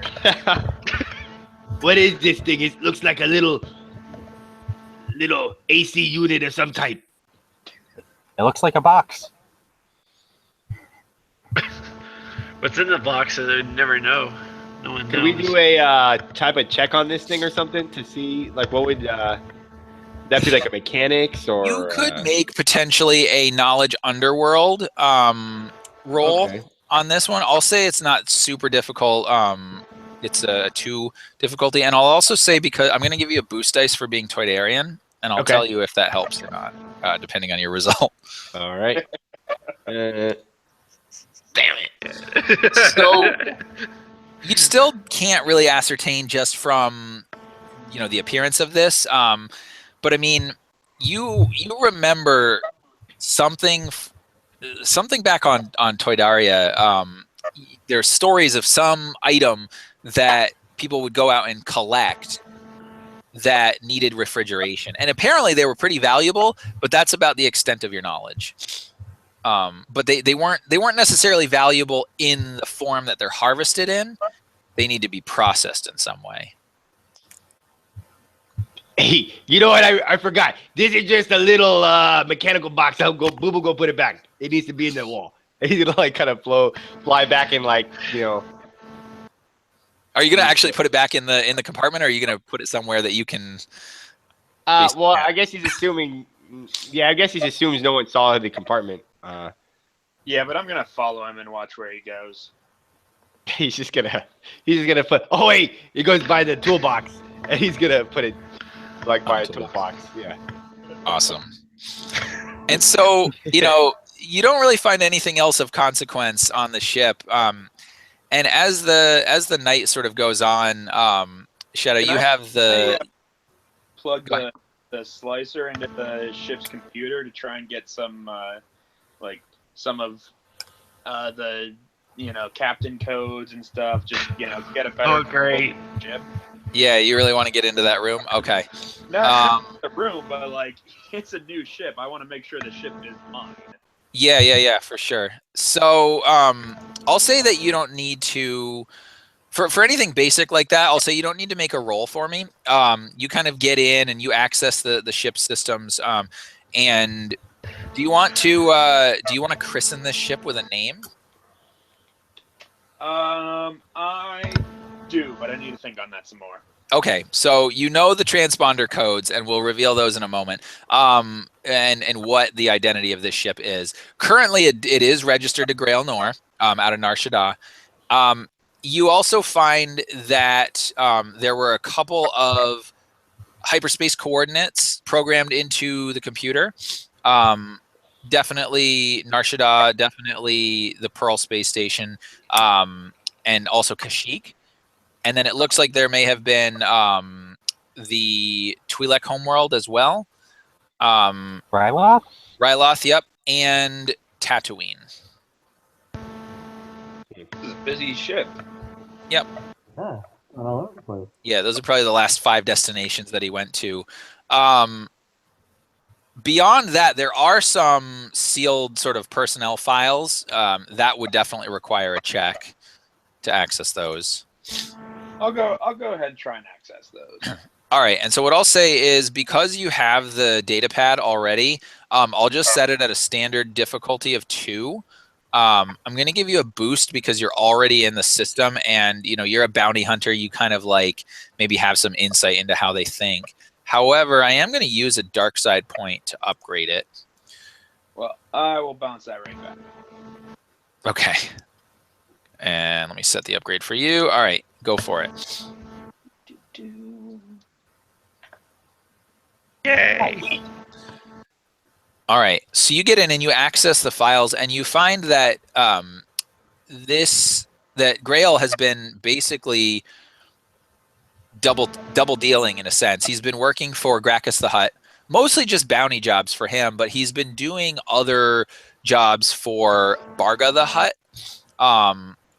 Barga the Hutt is rather new to power in the Hutt system, kind of a mid-level Hutt that you might have heard of. And lately it's been kind of some, smuggling jobs, some, stuff, just minor stuff, drug running, stuff like that. So, but that's interesting information because Barga and he's a Basadi Hutt, and Gracchus is Disilogic, and they don't get along.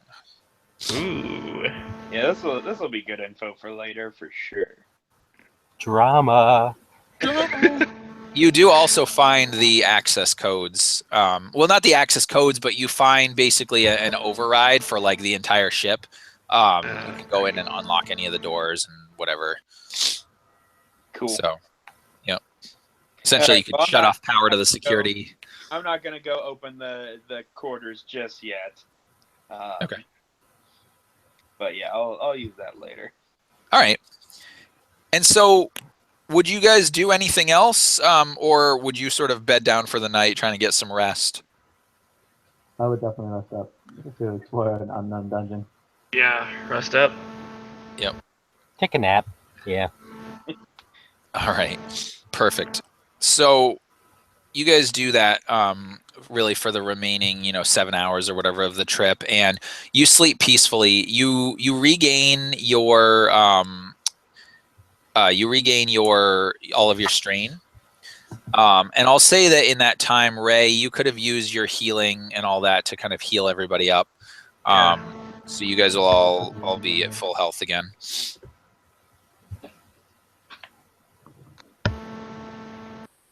And as you kind of wake up in the morning, Shadow, you would be the first one to awaken to the sound of sort of a beeping in your cabin, and it was basically the system letting you know that you're coming out of hyperspace pretty soon. And so as you head up to the cockpit, you kind of get out of hyperspace, right? And in front of you is this just gigantic green lush planet. And your scanners, you're kind of doing just a preliminary scan, and it comes back. There's no signs of like electronics, signatures in the air anywhere. You're not getting any kind of hails from the ground. There are signs of settlements down there, but and life forms, but they seem to be, you can't tell if they're biological life forms, but that's about all you can tell. And it does have a breathable atmosphere. That's nice. Okay. Totally. I open up the comms. Rise and shine, slackers. Where we at? Boo Boo tired. We're here. Wake up, Boo Boo. It's the Time to money hunt treasure. time. And Jacek comes into the cockpit and he says, and he's kind of looking at a data pad that he's got, and then he kind of puts that back in his pocket and he's pulling out this flimsy plastic sheet and he says, okay. And he gives you these coordinates sort of, and he's like, all right, this is what you need to do. You're going to need to, maneuver down here and around this mountain range and whatever. Basically, he tells you where to go to land the ship in an area fairly close, to the ruins. But he says we're probably still looking at a couple hours trek through the jungle, depending on how overgrown it is. And he imagines it's fairly overgrown. Alrighty. But I kind of, I have my new armor on. It's gonna be a little bit. It's green, right? So it has some slight of camouflage on it. Maybe, yeah, you'll see. It's definitely sort of that like Boba Fett style Mandalorian green. It's not. There is no Mandalorian green, but it's a darker green. Yeah, so you would think you probably fit in. You're kind of putting two and two together that he might spend a little bit of time in the forests of Kashyyyk. And so, yeah, it very well could be to help blend in. All right, so I'll put on the gear, trying to make sure everything fits, like snugged. And I'll, with that armor on, I put over my robes just for the time being. Got my. There's probably a belt on there, I presume. Yeah. So I put my saber on my belts. Actually, two sabers on my belts.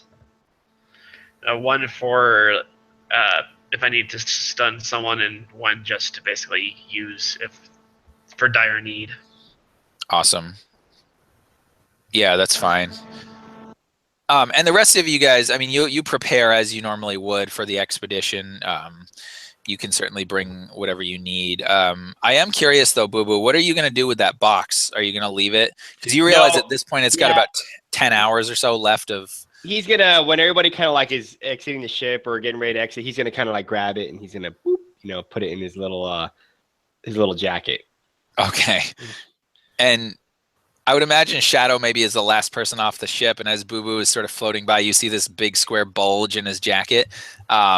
As he's going along, and you make it out to the jungle, and immediately you're just hit by this thick heat and just thick air, as it's very different from Nar Shaddaa, right? It's not that pollution and that nasty air. This is very sort of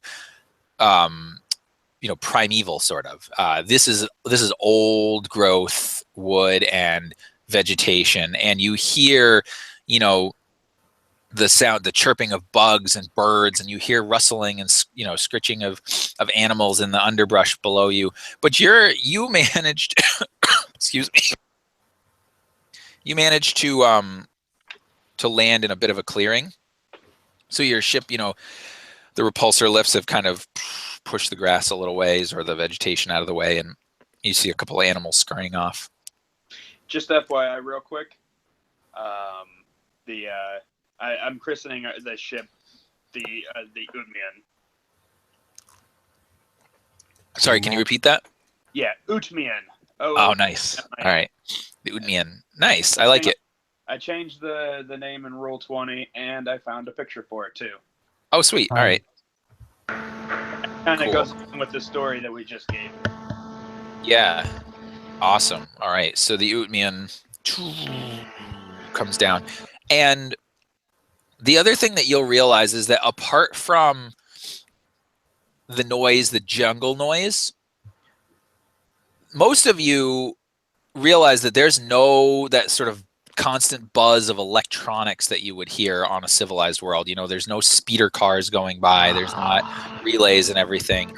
But Ray and Cazell, you guys would immediately, upon coming into orbit and now definitely on the ground, feel this just dark presence, as if this place is teeming with darkside energy. I would say, like, I might have to change that. Yeah.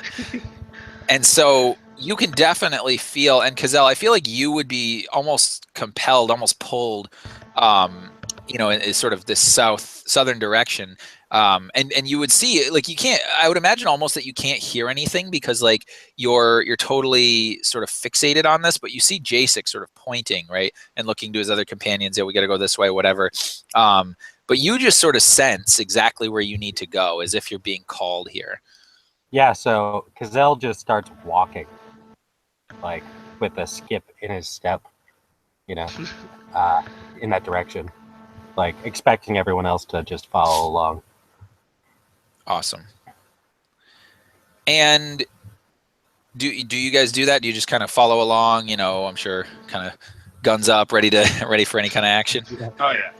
Well, I got my basic training blade out right now, except for it's not on right now.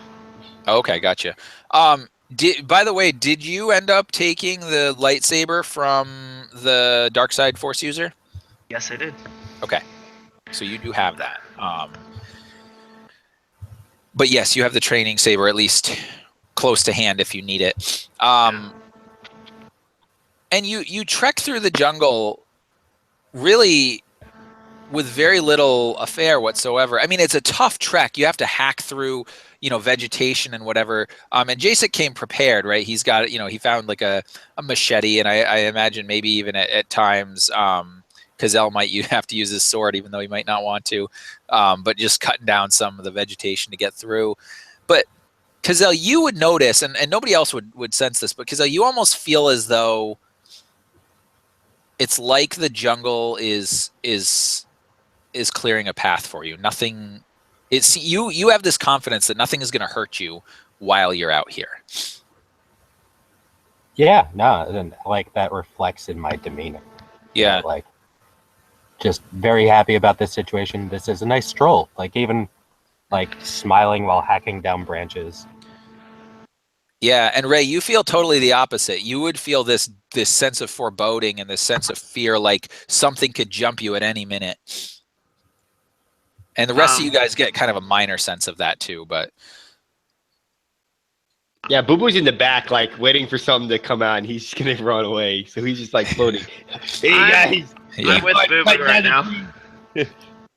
What's up? You're with Boo Boo? I'll be with Boo Boo behind. Like, if anything does attack from behind, I can go and basically get myself in between Boo Boo, and since I've been doing that already.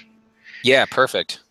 And so you trek through the jungle for probably about an hour and a half, 2 hours, and you just surrounded completely by, you know, lush forest and this dangerous wildlife, but you reach the ruins finally of Vortga the Hutt's palace. Little remains actually of what it used to be. The complex was this sprawling Duracrete structure at one point, and the legend had said that it was a temple. But right now, all that really remains is this tall sort of Duracrete wall, connected to the structure. I mean, it's all pocked and whatever, but there's definitely a structure with a large door, big Duracrete door, and there's some like ancient script on the door that you can't read. But don't worry, you don't have to say, speak friend and enter or whatever, because you have a key. And as you all stop, Jacek kind of starts looking around to you guys, and you can tell that he's very excited.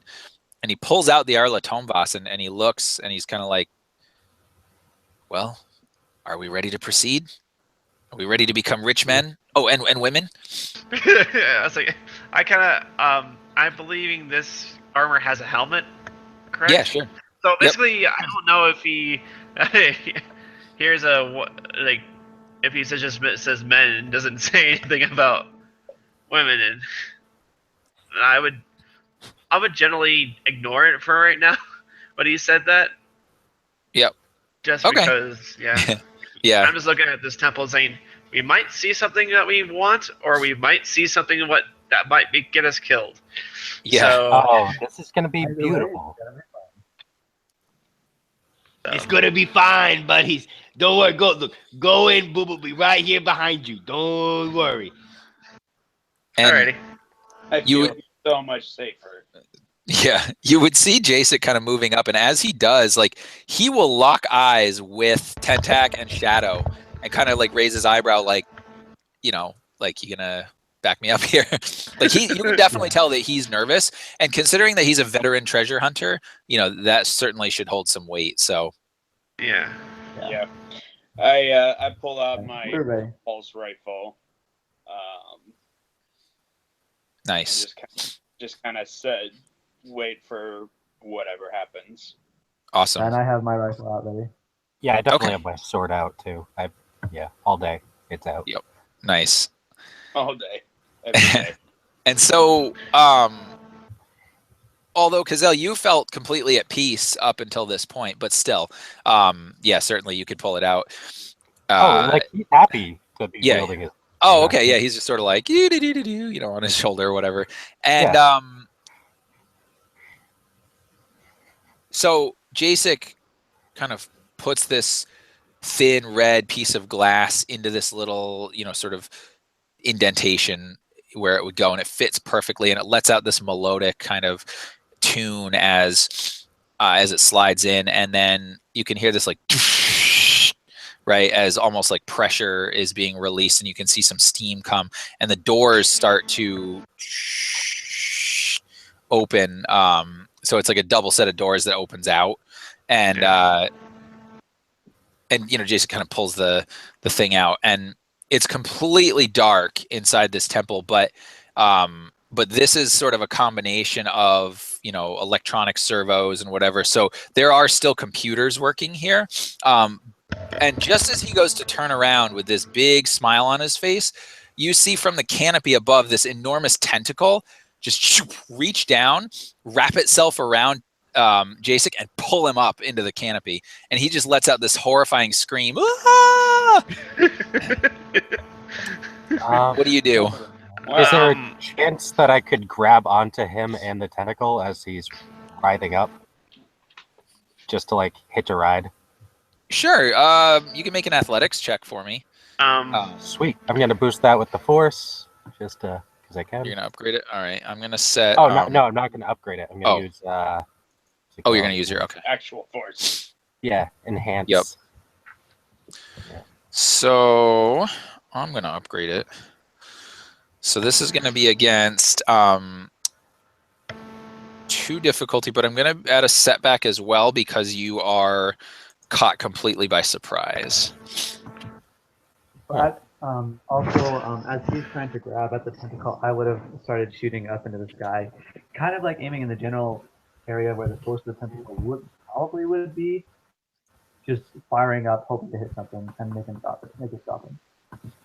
Okay, so yeah, we'll see what happens with Cazelle first, and then we can. So we go from there. setting up my thing to do the force die as well. Yeah. All right. Athletics. Yeah, that creates a success for me. Okay, That's fantastic. Yeah. So you manage to grab on basically to Jasek's legs just as he's pulling up. You kind of like one arm because you're holding your sword in the other, and you can tell like as the weight is now essentially doubled, this tentacle starts like shaking a little bit, and Cazelle, as you kind of look up, you see there's at least 7 other tentacles up there. They're like these greenish things, but they don't look like plant matter. This looks like some kind of biological entity. Oh, great. Yeah, and so you see this. Now, Tentak, you were the one who wanted to fire, right? Yeah. Now, at this point, you've got your 2 companions there as well. Are you trying to sort of fire to distract, or do you want to actually hit? Because you can see something up in the trees. Like, you could aim to hit it. I can. Okay, then yeah. In that case, I'll aim to hit the source of the tentacles. Okay. Yeah, I pictured in my mind that kind of like just something coming, pushing a gun out of the shadows, and we couldn't really see the source. At first, right, but at this point now you can definitely see it, and you actually see like these other tentacles look like they're about to come down. So let me see. Go ahead, and I'm going to add 2 setback dice, though. It's going to be a standard 2 difficulty. It's not that high up in the tree, but 2 setbacks because you have your companions there as well. So go ahead and actually, you know what? Before you do that, do you want to use a force dice or anything? Remind me how using a force die works versus using a distance. So you could upgrade one of your green dice to a yellow dice, which gives you the possibility of a triumph, but you have to use a destiny point for it. Oh, so it's spending the destiny point. Yeah, it's just upgrading the die. Okay, I misunderstood you. Then yes, I will actually spend a destiny point for this one. All right, and I'm also going to upgrade it on my end. All right, so we've got the difficulty set. Okay, how far up is the tree? It's medium range. Medium range. Okay. Yep. Ooh. Okay, so that's different. You kind of fire up into the tree, and you don't manage to do any damage to this thing. You see your bolts kind of slam into the tree all around it, but it does definitely distract it a little bit. And so what'll happen is it will give the next PC to act a boost dice. Okay. And Cazelle, you do feel like its grip is probably slipping. All right. Hold on. Okay. So what do the rest of you guys do? What's slipping? You get the impression that it looks like Jasek and Cazelle might be slipping out of the grasp of the tentacle now that there's 2 of them. Ah, I see.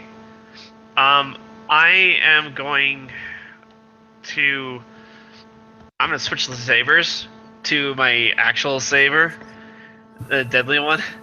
Okay. So it's up in the tree, correct? It is. Yep. I ignite my blade. I'm gonna head for the trunk. Okay. How thick is the tree? These are huge trees. I mean, you can definitely like try to cut down some of the trees. The problem is that you're not, necessarily sure what the canopy is like. For example, if some of the branches intertwine, cutting down the tree may or may not help, but that's not a bad idea. I mean, you can certainly try that if you want. It'll just take some time. That's gonna be the way I'm gonna do it. I'm trying to make sure, like, since the tentacles are coming from above, correct? Yep. I'm basically gonna try to hack up the trees to try to get this on the ground instead of being up on the air. Okay. And ranged. And so you ignite this lightsaber, and this green blade springs to life, and you kind of, for a minute, you just kind of wave it around, and then you kind of go over to the tree, and you almost feel like, maybe like you pause for a minute because you realize this is a living, breathing creature, this tree, but you're sort of feeling like, well, so is my companion. And so, like, you would plunge the blade into the trunk of the tree, almost like you would see them do in the prequels where they're Qui-Gon kind of trying Jinn, to basically. yeah exactly. You're doing that, and then you're kind of like bringing it around, trying to cut it. It's going to Yeah. take a little while though, because this is a huge tree. Yeah. And you definitely feel this sort of like through the force, this sort of pain and anguish a Yeah. little bit. That's true. But yeah, so you're doing that. What do the rest of you guys do? So let me ask, just to set this stage again. The tree itself, the doors opened up and this tentacle grabbed him. The tree is inside or is it outside? No, so the trees are all around. Basically, the tentacles came down because like this building is big, but it doesn't reach way up into the sky. Like it's beneath the canopy level. Yeah. So from the canopy, sort of above the temple area, this tentacle came down and grabbed Jasek. Okay. And Jasek had the key to get into this place. He did, but the door's open at this point. Boo Boo's gonna say, "Oh dear, oh my goodness," and he's gonna like start flying into the building. Into the building. Okay. Yeah. And as you do that, Boo Boo, something kind of plinks and hits the ground next to you, and you look down, and it was that little piece of glass that that Jasek had that got him, and he dropped it in his struggle. So what do you do? He's gonna grab it and say, "I'm gonna get help, buddy. Boo Boo, be right back." And he's gonna pick it up and fly inside. Okay, nice. Oh, Boo Boo. What do the rest of you guys do? All right, so they're still in the grasp of the tentacle, right? Well, Yeah, it looks like they're starting to slip, Right, but I but don't yes. wanna blast my pulse rifle up there. I mean, what's the worst that'll happen? It'll knock them out. It'll injure Yeah. them. Yeah, It's, falling this, damage. This thing does a lot of damage. Yeah. All right. Well, so I'll go ahead and drop my pulse rifle then, and I'll quick draw my repeater. And I will aim up at the thing in the trees. Okay. Are you going to use the aim maneuver so you get yourself a boost?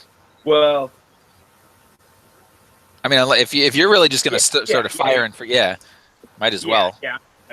Sorry, I was confusing myself, but yes, I want to aim.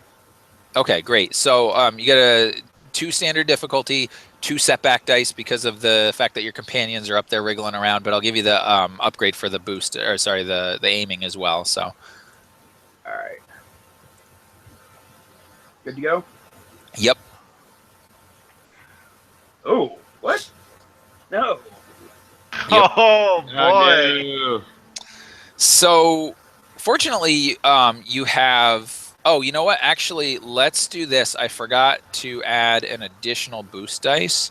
I'm just going to roll it right now for you. See if that makes any difference.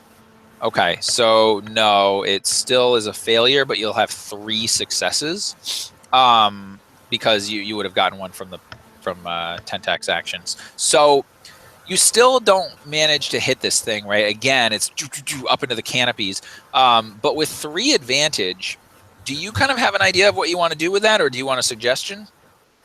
I will take a suggestion because my normal stuff is out.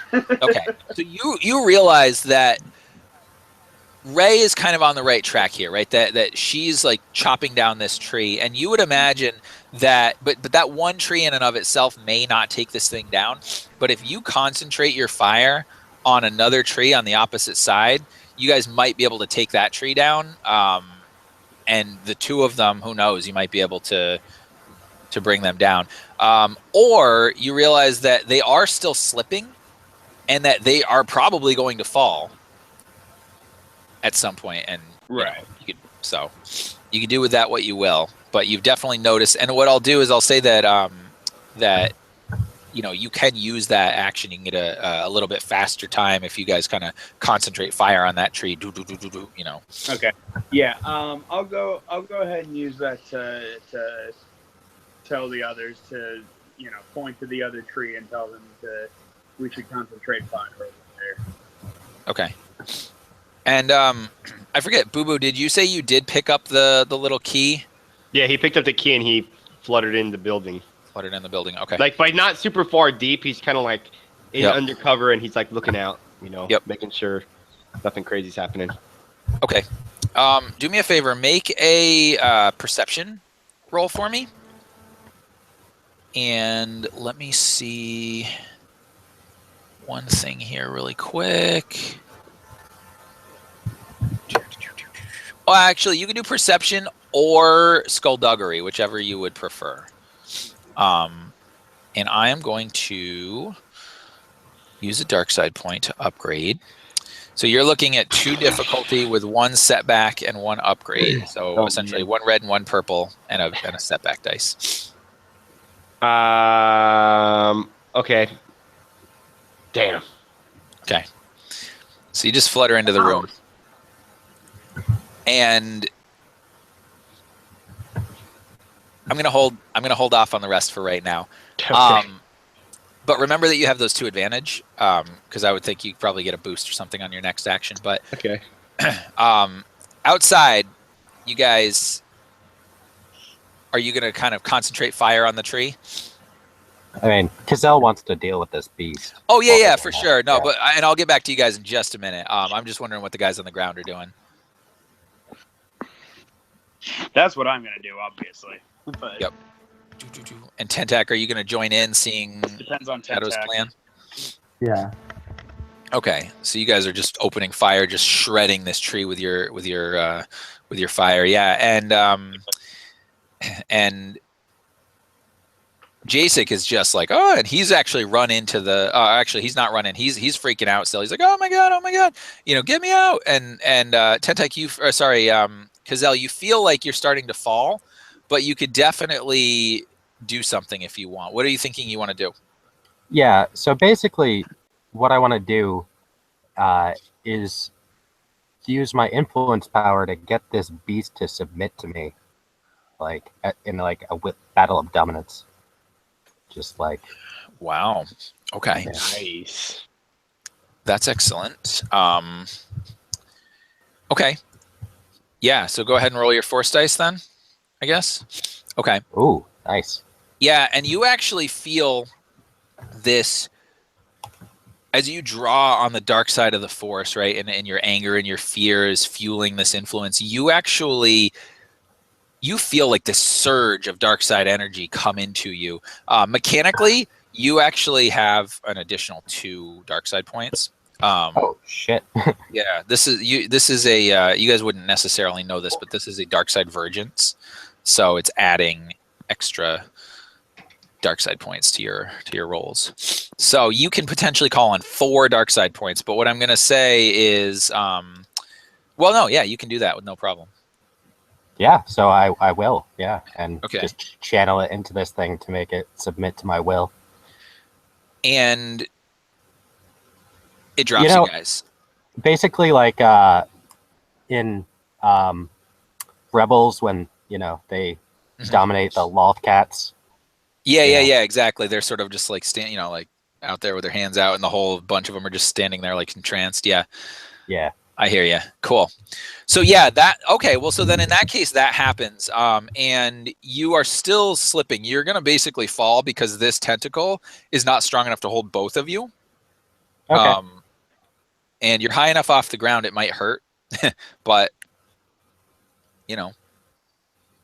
So can I try to like jump for another tentacle? Yeah, you can. I mean, you could also probably try to jump to the ground, like if you wanted to make a coordination roll or even an athletics roll, maybe to like swing your way over. I would say you could probably do that to try to get down. Okay. Let's do that. I'll, of course, be using my enhance on this as well. Yep, and I'm going to give you 2 boost dice because at this point this thing is quite calm, and it is, it's not moving around. But I am going to set 2 difficulty and 2 purples and 1 red because the check, like just the way that this whole thing is set up, and with you kind of holding on one arm to Jacek, that's going to be a pretty tough. Oh yeah. But This is Yeah. what Cazelle lives for, so yeah, yeah, for sure. all about it. All right, so it's all set. right. All set. Hey, success. Yeah. Wow, man, that's Or super lucky. You get all those If, dark side if points. I can use that Virgins, that's 2 Yeah. more. Yeah, Which you can. gives me 3. So, describe what it is that you do. Are you swinging over to like another tentacle, or like kind of onto the roof of this structure, or like Yeah, so he what? basically, swings with his one arm to grab onto another tentacle, and then using that one's momentum, he just flips himself up onto the top of the monster. Oh, okay. I don't know if you could get on top of the monster, so to speak, because it's in the canopy, but you could certainly kind of get your way like up there where you could get right up in its maw, and like if you want to stab it or slash it or whatever. Yeah, that's where I want to be. Nice. Okay. Man, now I'm gonna have to get stats for this thing. All right. That's okay though. And at this point, not Tentak, Jacek falls. He falls to the ground. It's probably not gonna be enough to kill him. Let's just see. I think, do I have his stats in here? I do. Excellent. He doesn't Just- just. Yeah. I actually, without him having to check for that, sir. Yeah.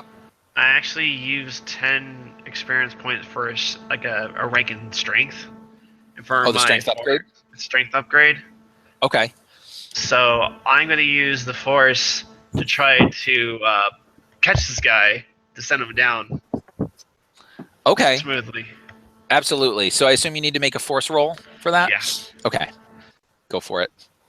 Oh, let me just make sure I don't have other stuff set in here. Hold on. All right.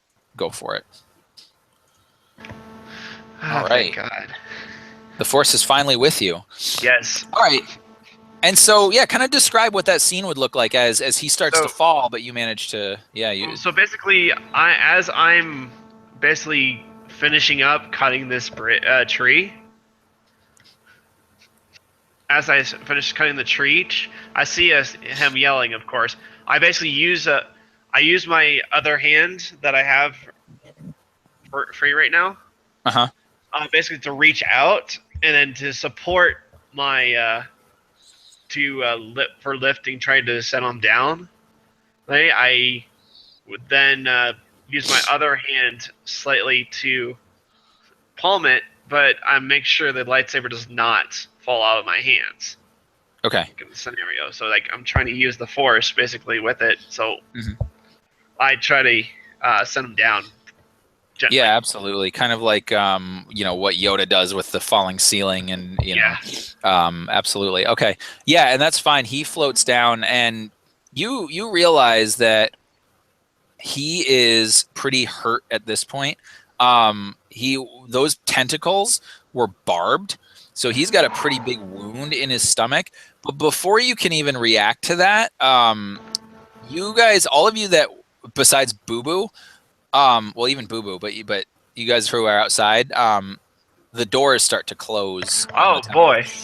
Oh great! Mm-hmm.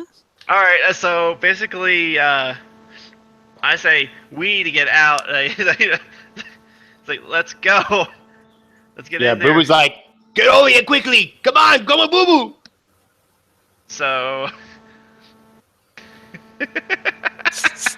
But Cazelle's up in the tree, right? Cazelle is up in the tree. Sucks to be Cazelle, man. Oh wow! Well, Maybe not, depending on what happens. I'm gonna make it. Don't worry. Cazelle might be the this. only person alive. No, I'm just kidding. No, not really. No. I'm not kidding. So yeah. So I will give you guys all an action.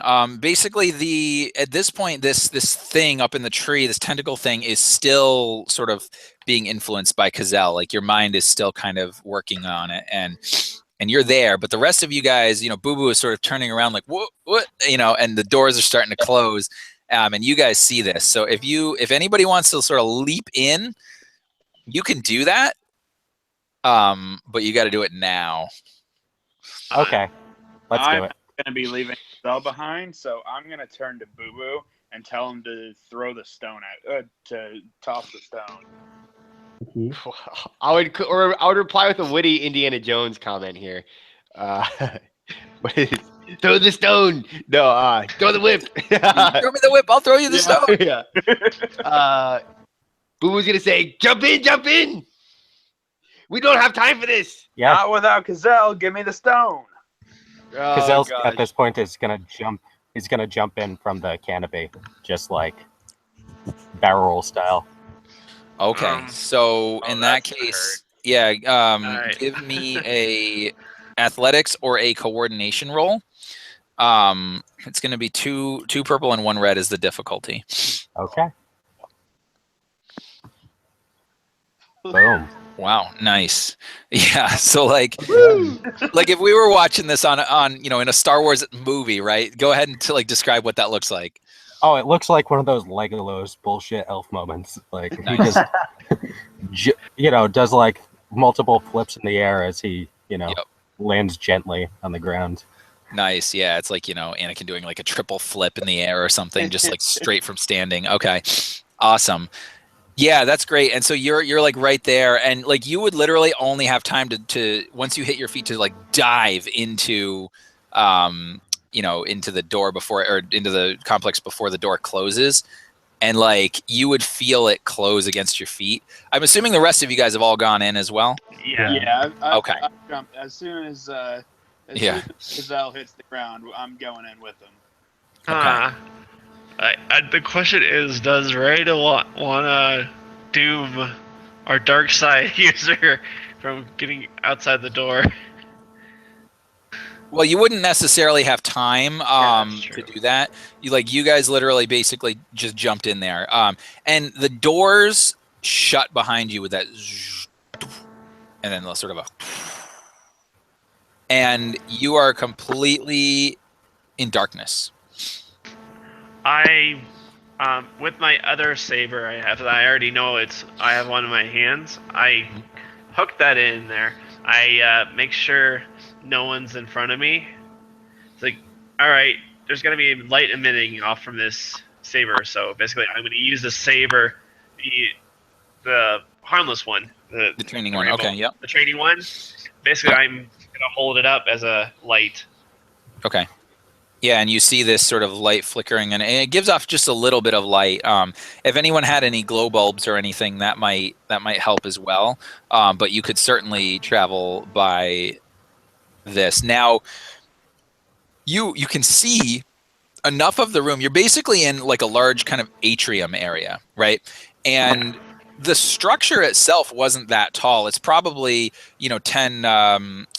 Maybe 8 to 10 meters tall, maybe 20 meters long. So it's a large enough atrium, but for a hut, that makes sense, right? It's opulent, but it's not this grandiose temple thing. And Jasek is basically just like sitting there, sort of bleeding on the ground, and you see a computer terminal, like a bank of computers, basically, in the room. It almost looks like back in the day, maybe this is where somebody would greet, supplicants or process something.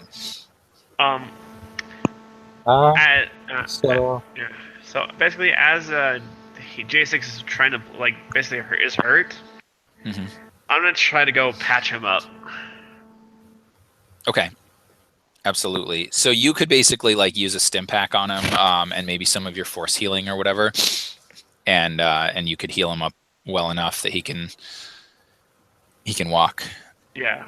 Yep. And as you do that, he kind of puts his arm around you and he's like, "Oh, thank you. You saved my life. I can't. Hopefully we'll come out of here with something valuable to you." And then he pulls out his blaster, not in any dangerous way, but he pulls out his blaster like, "Shit, I almost got killed. Like, no more messing around." But I will say that Cazelle, do you have the sense power also? I do have sense. Yes. Okay. What Yes, does indeed. that allow you to? I forget what the sense power does. Does that allow you? Do you just do a straight force roll? I do that if I'm trying to foretell the future, but in general, it just gives me a sense of the flow of the force around me, like being able to see with the force. Okay. Just go ahead and roll a force dice for me. Okay. Okay. Boop. Something imminent and bad is about to happen. You don't know what it is, but something really bad's about to happen. I will say, guys, I have a really bad feeling about this.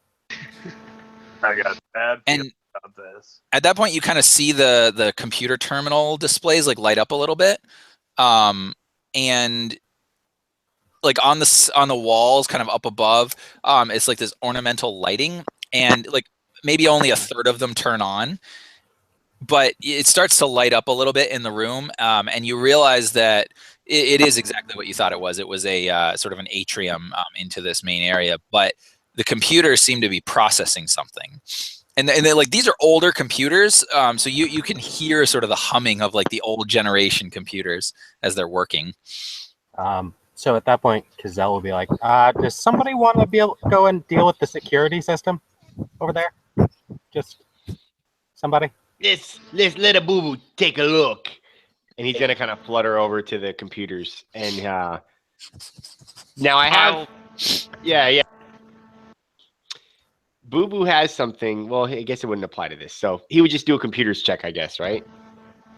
Yeah, he would. So to access the computer, because you're looking at it, right, and you're like, whoa, I don't know. Like, even though I speak Huttese, I don't know what this is. Old weird code. So I'm going to set the difficulty. Now this is hard, and I'm upgrading it. Oh crap! Should I use a destiny point in this, guys? Oh yes, definitely. Yeah, do it. Used it, so use it.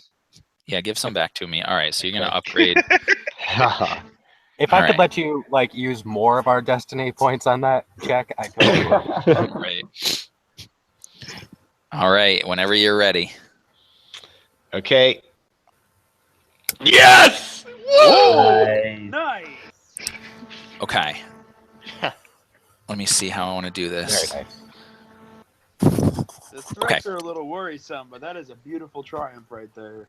So you access the system, and you're able to read the sort of the script in Huttese, and you see that it's basically saying countermeasures activated, and there's like a countdown, and there's about 5 seconds left on the countdown.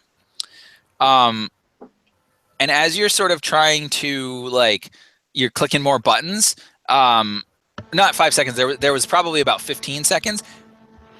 You're clicking some more buttons, and all of a sudden it just jumps down to like 3, 2, 1. And if you want to turn it off, you can. I'll need you to make a skullduggery roll for me. But here's the thing. Normally this would be a hard difficulty. If you want, you can use that triumph to upgrade your check automatically. Yeah.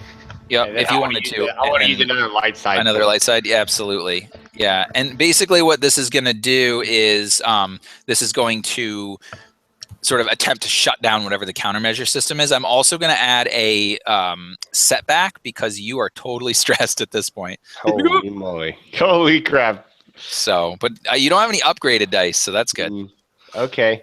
So, all right, just do it now. Yep. Close.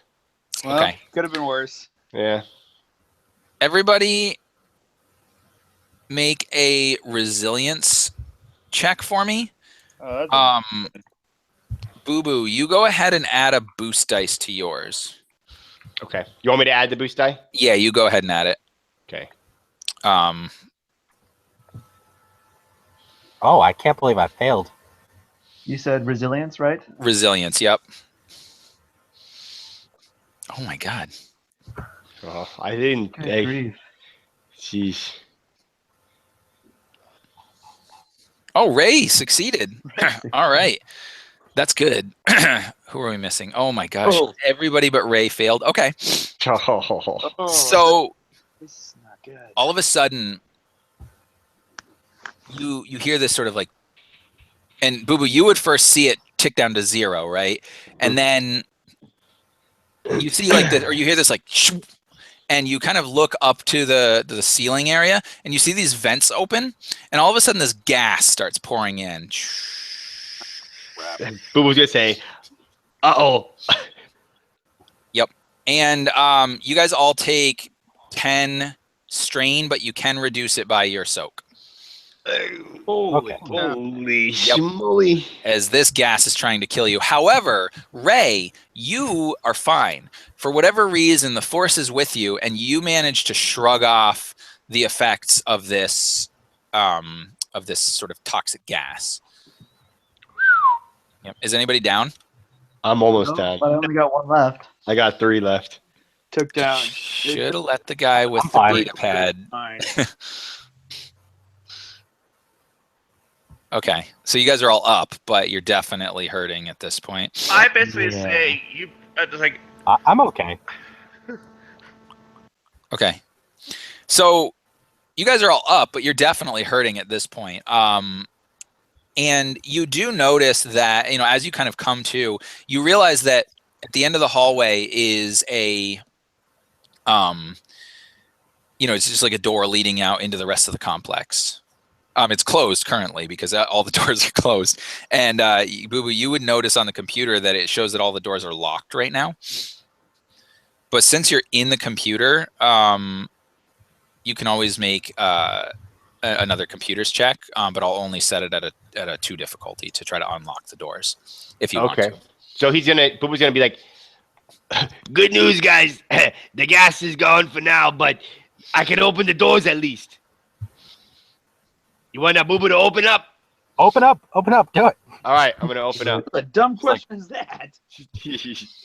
Running for the door, like waiting for him. All right, you want me to just go do the computers now? Yep. Okay. Nice. So yeah, the door manages to open, and it's enough to kind of suck the remaining gas that was just hanging around out into the rest of the complex. You can hear this sort of click from the big door behind you. The door doesn't open, but you know, but there's a click, and you get the impression that that's basically unlocked it from the inside. So if you need to get out, you could. But you've also got an unlocked door with a corridor going out there. Ray, you would notice that Jacek he's up and he's conscious, but he is like he's hurting. He's coughing and wheezing. He can barely move.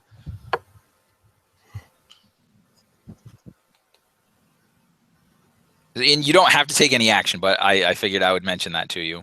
all right. Ray's basically gonna say, I think you should stay at the beginning here as and hide yourself. So then, if anybody shows up, like behind us, unless someone already caught whiff of what information he. And But yeah, and Jason, so he's picking up what you're saying, and he's like, no, I'm fine. I'll be more valuable with you. I just need a minute. You guys go ahead. I'll catch up. It's gonna be fine. And he coughs, you know. basically with that, it's like I think you might want to stay down for this. Any more traps? This is going to be a bad scenario. Yeah, and you can see just this torment on his face, right? Like this is what he's been waiting his whole life for, but he's in bad shape. I mean, even though like he's still got the stomach wound, it's healed up a little bit, but he's basically on stim packs and a little bit of force healing. So he would agree. He'll be like, all right, but he's like, but listen, if you find anything, get on the comms and let me know. I want to come down and see it. All right, I will allow that. I give him.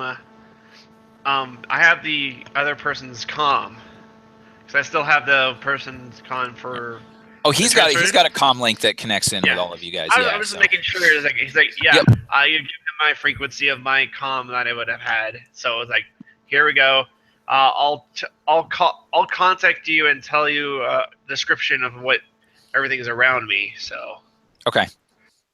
Just like a status quote kind of scenario. It's like a step-by-step scenario. Like which room, what's in here, what to get, what to avoid, etc. Yep, absolutely. And he's sort of like, don't worry, kid, this ain't my first rodeo. Listen, go on. Find the treasure that's here. I'll hold the door. All right. It's like, with that, it says, all right, guys, I think we either. Do you guys Oh. need to rest, or do we need to go forward? Cazelle's already moving forward while you're Yeah, talking. we need to get Same, moving. He's already moved. Like, he's going towards whatever's calling to him. Like, Okay. okay.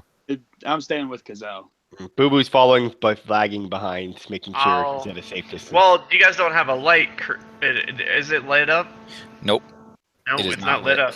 So they're basically walking in the dark. Yeah, I trust the Well, Force.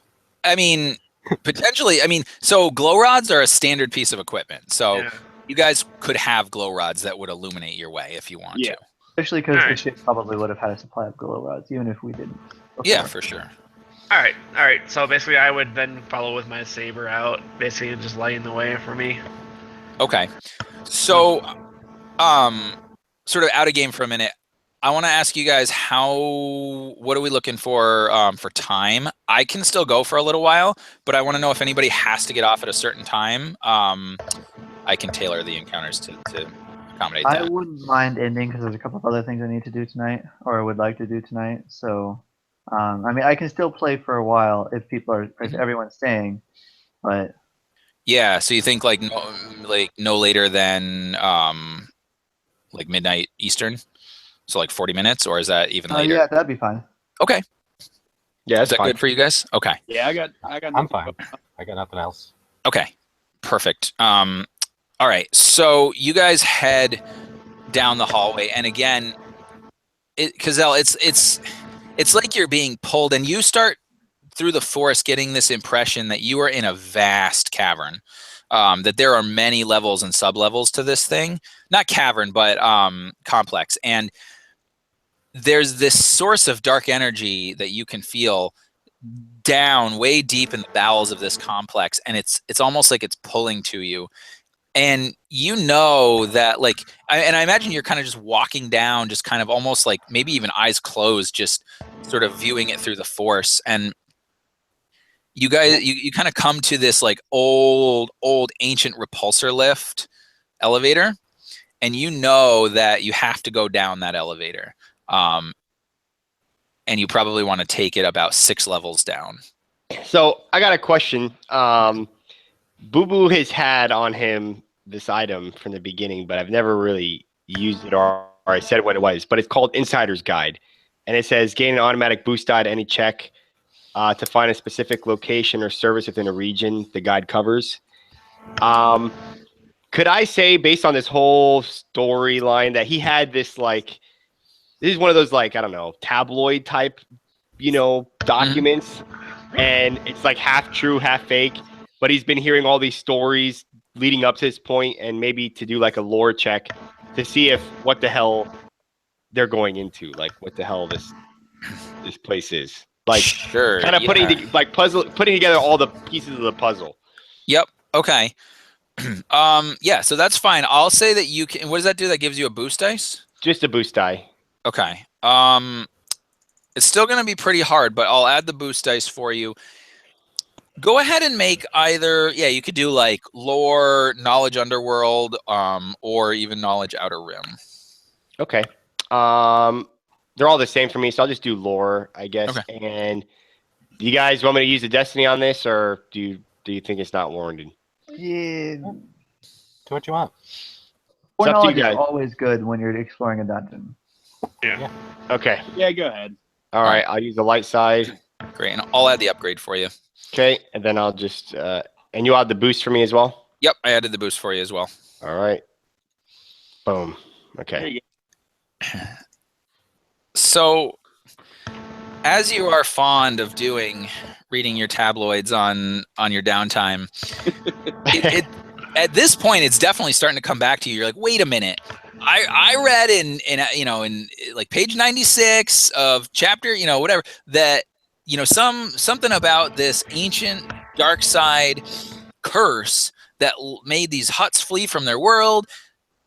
You think that basically what it was this fantastical account of essentially the dark side of the force basically corrupted this world. Nobody knows why or how, but it started doing weird things and creating weird things. And it was all done right around the time that this one particular hut came to that world and started making this complex. So you're starting to get the impression that it's almost like the dwarves of Moria, like they delved too deep and something happened here. Oh, like they freaking awakened something. Maybe, yeah. I mean, that's what the tabloids say anyway. Okay. Yeah. Okay, hey guys, listen here. Boo Boo knows that look, tabloids never lie, okay? And they say that there's something really bad down here. I don't know if we want to go down, but it's a dark powers. Yeah, I feel it. That's what we're going for. And Right. Boo Boo looks like shocked. Well, Ray's This also sounds shocked. And he was super. like, but she already knows that there's something wrong with this guy. Yeah, and Ray, I mean, that would definitely like put you on edge a little bit, I would imagine, just because like you're probably already on edge from all this dark side energy, and then just the nonchalant sort of like, yeah, no big deal, I'm here. we got this. Boo was like, I'm here for treasure. I don't know about. Yeah, I Where signed up else for do the you money. think- I don't know about all this Boo Boo magic. Where else do you think they're going to keep the treasure but at the, same place as the power? He's got a point. And I agree. We have to go in and find it. We've come this far. We shouldn't turn around yet. So he's just like waiting in the lift, like for everyone to get in. So are we gonna? Okay, So Boo Boo gets in. Okay. You Okay. be ready, boys, with your weapons. Boo Boo cannot fight. and Why can't you fight Boo Boo? Boo Boo, I have a little weapon. That doesn't do much. You don't have a weapon? I give him one of my blasters. I show him one of my blasters. Like, would you like a weapon to use, Boo Boo? nice. Yeah, give Boo Boo a weapon. The healer is the And then he- arms He dealer. puts it. You see him put it in his like, Yeah. little thing. He's like, Boo Boo's a lover, not a fighter. Okay, great. And so, like, I would imagine as soon as all of you have crossed the threshold, Cazelle would just immediately push the button to go down to, down like 6 levels or whatever. Yep. And would you guys comment on that at all, or are you sort of just like going with it? Like, he just seems to know what he's doing. Well, and we knew that he was waiting on us to go down, so I wouldn't Yeah. think it'd mean anything really. How does he know? I've learned not to ask with Cazelle. Just go with it. Mm-hmm. He just knows things. Yeah. That's what I do. I know things. Okay. So as you guys are heading down and you get to, you feel the repulsor lifts, excuse me, start to slow. And Cazelle and Ray, you guys are immediately almost bombarded by this severe dark presence. And Cazelle, you see in your mind almost through the force, and Ray, you actually see the same thing. You kind of see like this masked figure.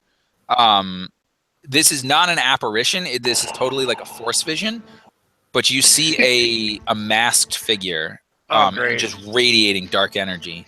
This isn't look like Darth Vader, no, does he?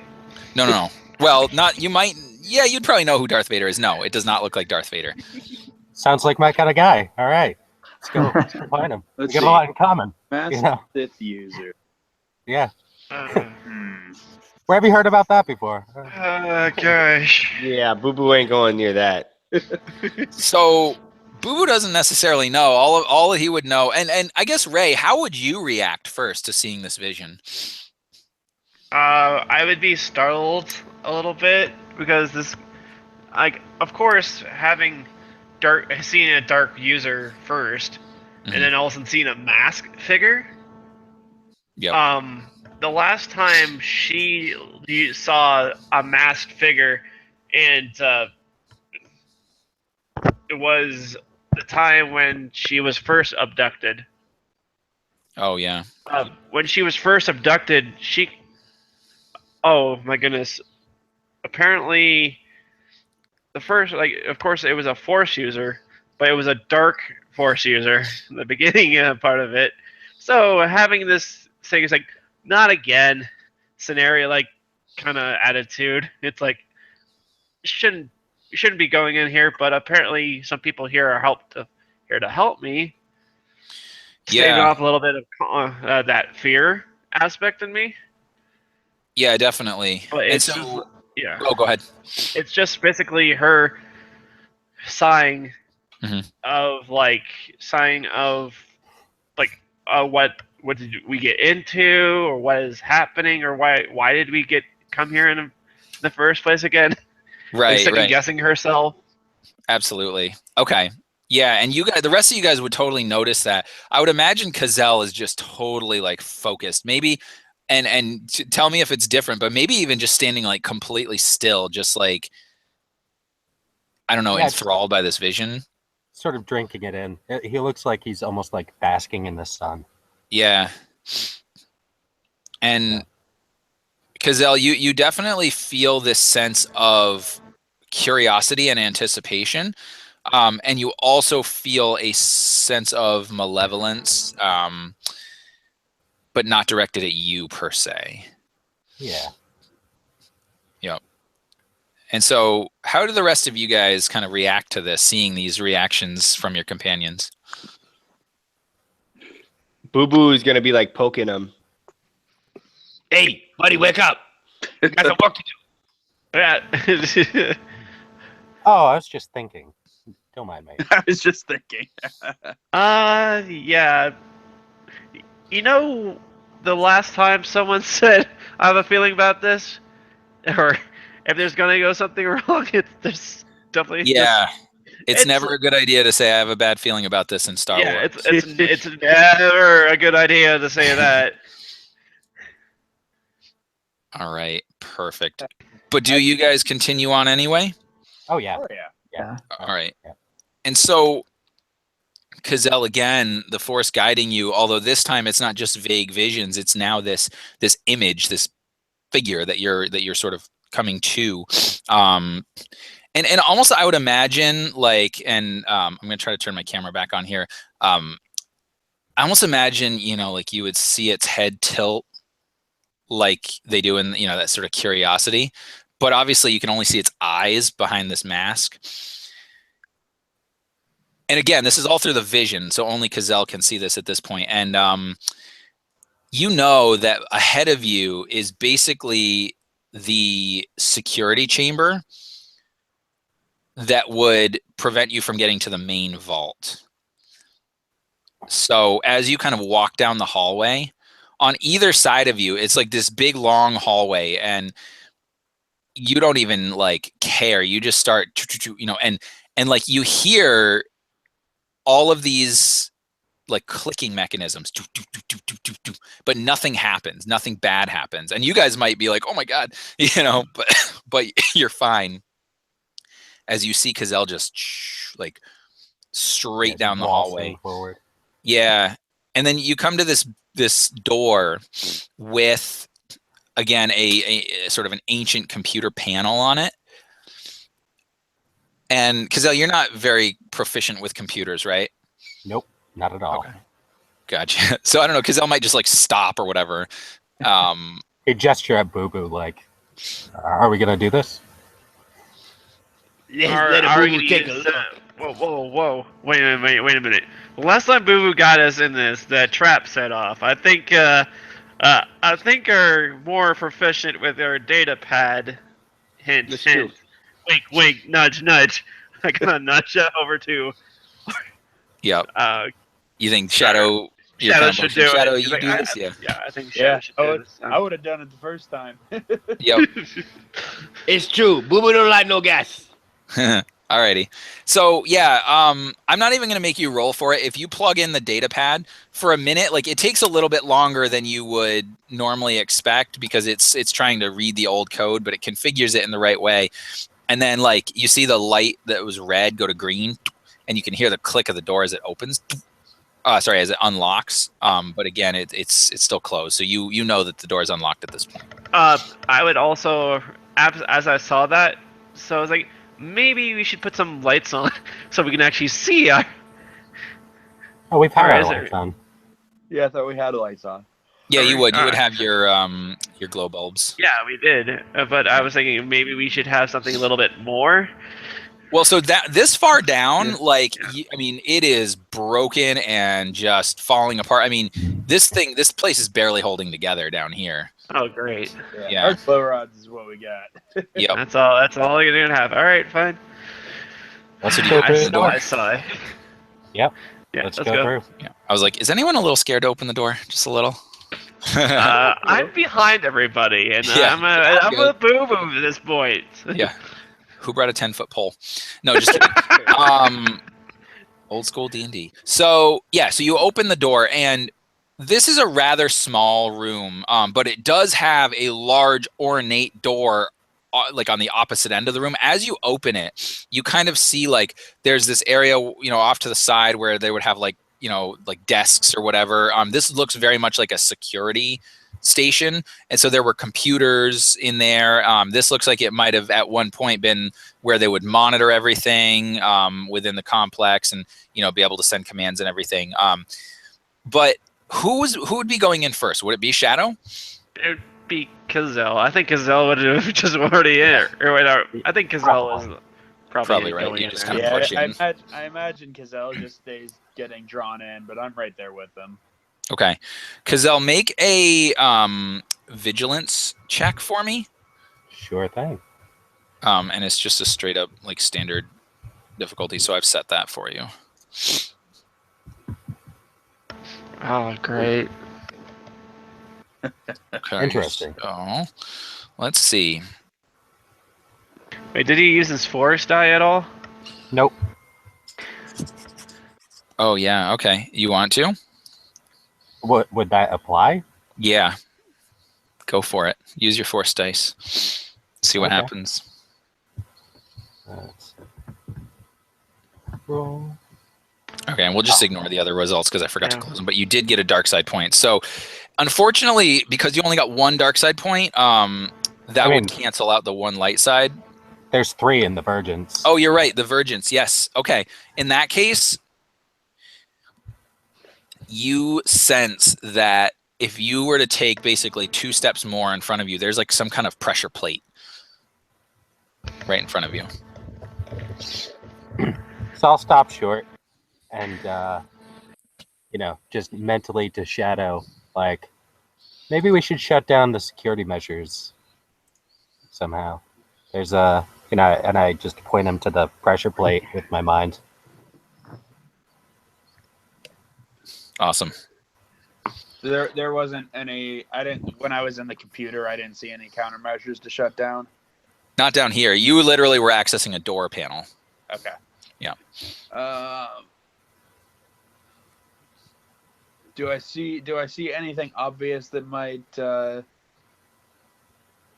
be able to disable this, or? Well, I mean, this is like a fairly standard pressure plate. You would see these traps set up in all kinds of different places. It would just be a mechanics check, basically, to disable it.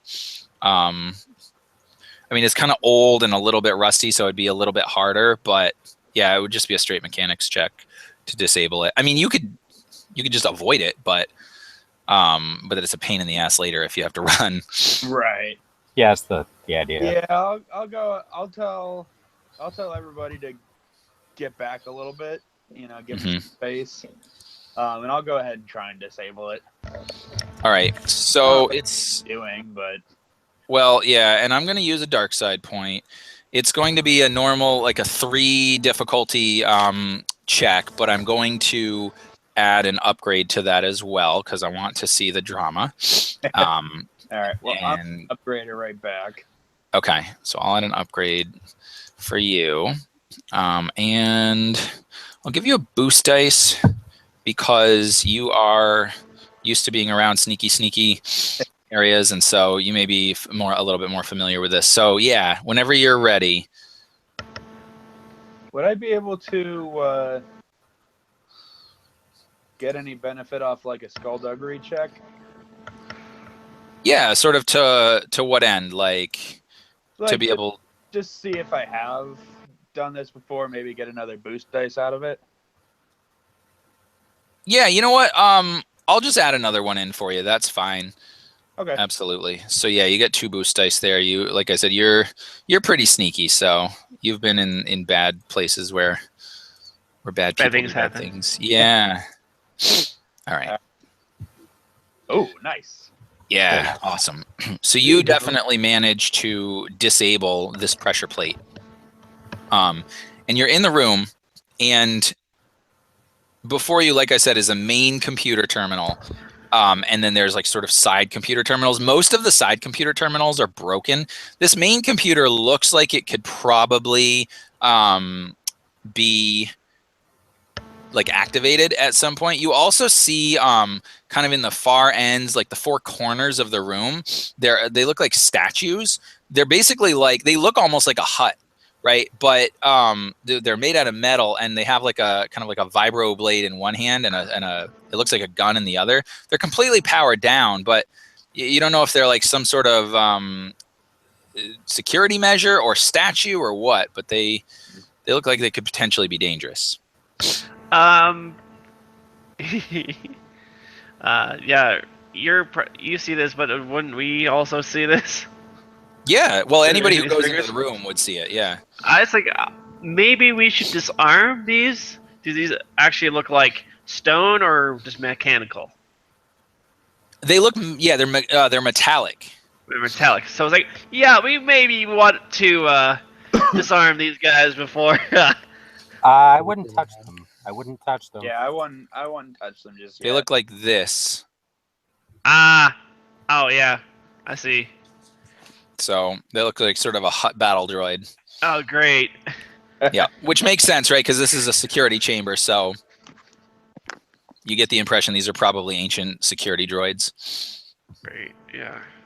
So I could cut these things off. Well, I mean, so far you don't seem in any immediate danger. You have disabled a pressure plate. Yeah. Can I make I guess Computer? a perception roll to see if I notice any other like trap triggers or anything?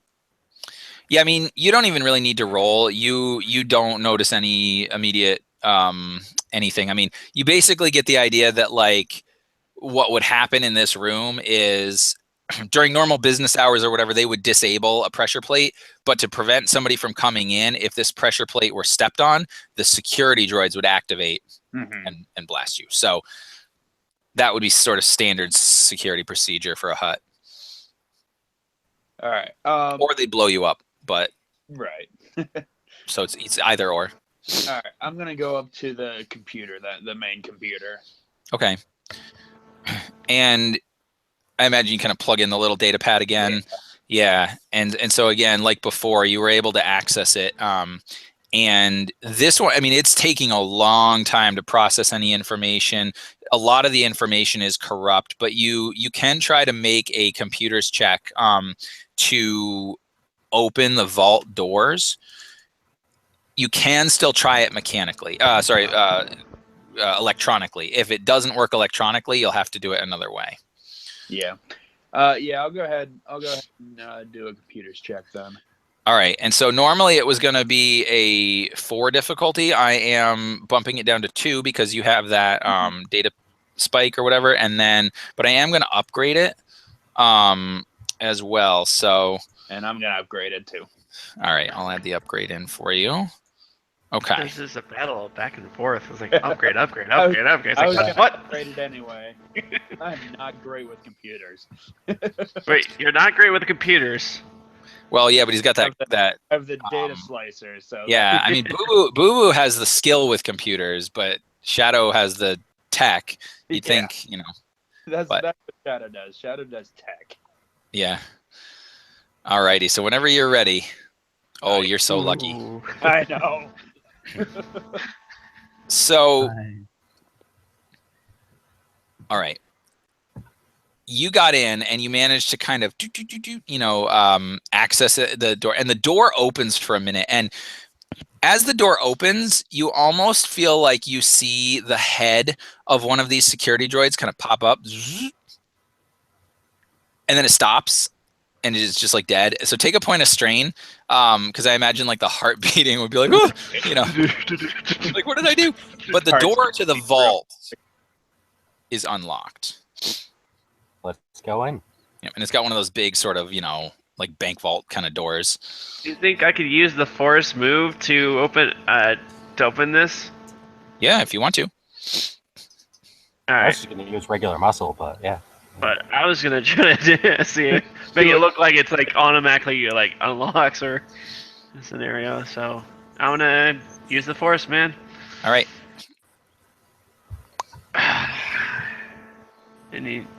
Yeah, it's a dark force. Right. Yeah. So you got a dark side. Do you? I mean, you I can wanna call on do. the dark side, but you certainly don't need to. You get the impression that they'll just open it.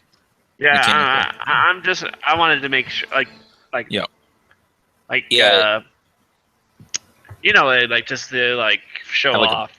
Oh, okay, sure, yeah. But you realize that like the force is not with you. No, at least the no. light side of the force. So I'd imagine Cazelle like would just start. Yeah, You know, or whatever. And I assume that you guys do open the door. Oh yeah. Oh yeah. All right. So I got a tiny little bit of flavor text to read to you. It says, in front of you, a hut's ransom is stacked from floor to ceiling. Glittering jewels, fabulous statuary, precious minerals, and much more awaits. You finally have discovered this treasure after so many years of searching, or at least Jacek would have. This room is huge. Like, this is not like a bank vault where you go in and it's kind of big. No, this is like an enormous, This is think of like in a fantasy game, it's like it's like a dragon's hoard or whatever, but like, but the Star Wars equivalent. Like, this is where a paranoid hut kept all of his treasure. And I mean, just like stacks of things. There's like pillars with like all kinds of weird shit you've never even seen before. So what do you guys do? And Cazelle, hold on just a sec. Sorry, Cazelle, don't give me your action until everybody else is gone. Okay. You will. Thanks. No, that is what I'm talking about. I just kind of wander in, looking around. Yeah, and I mean it's just as it was described. It's just beautiful. Like if you could cry, you probably would.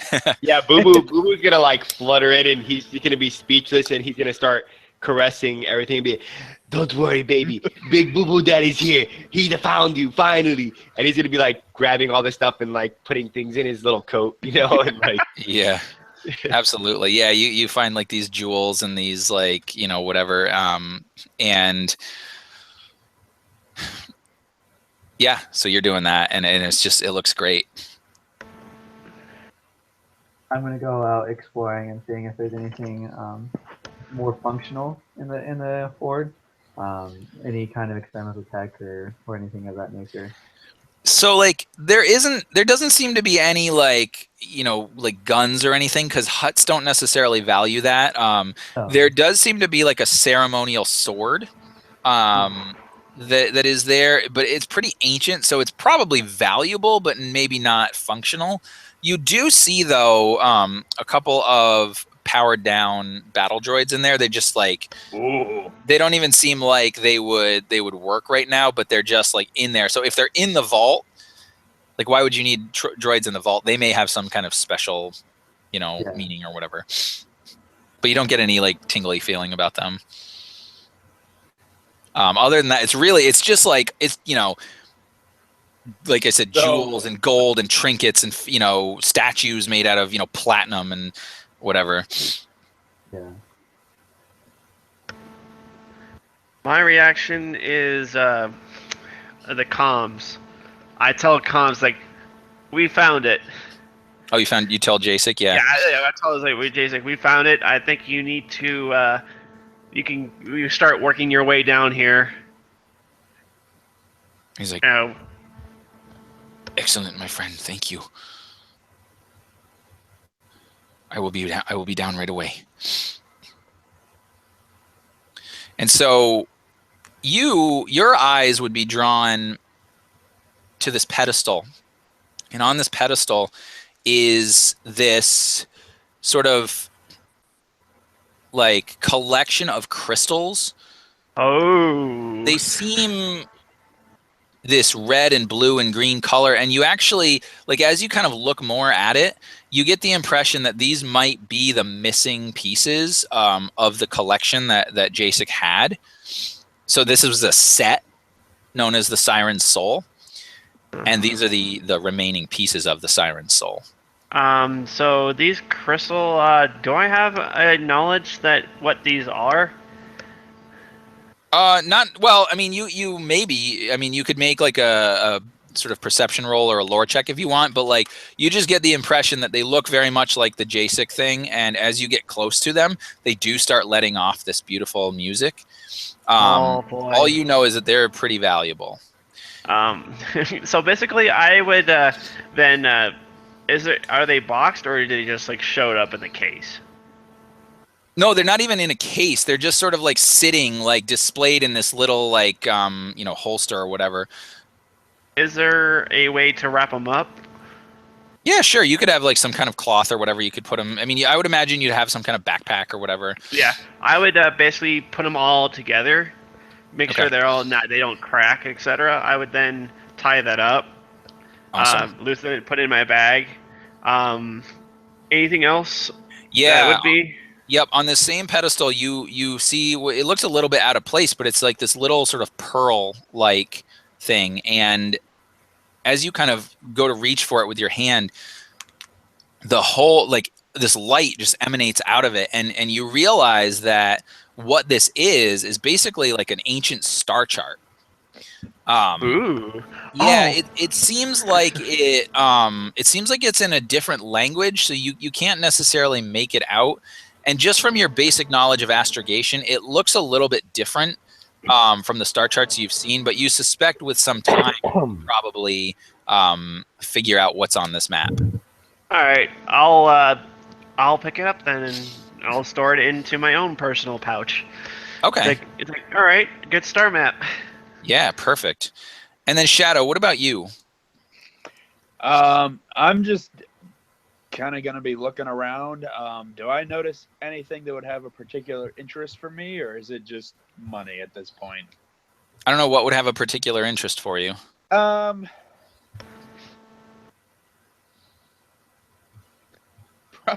not much.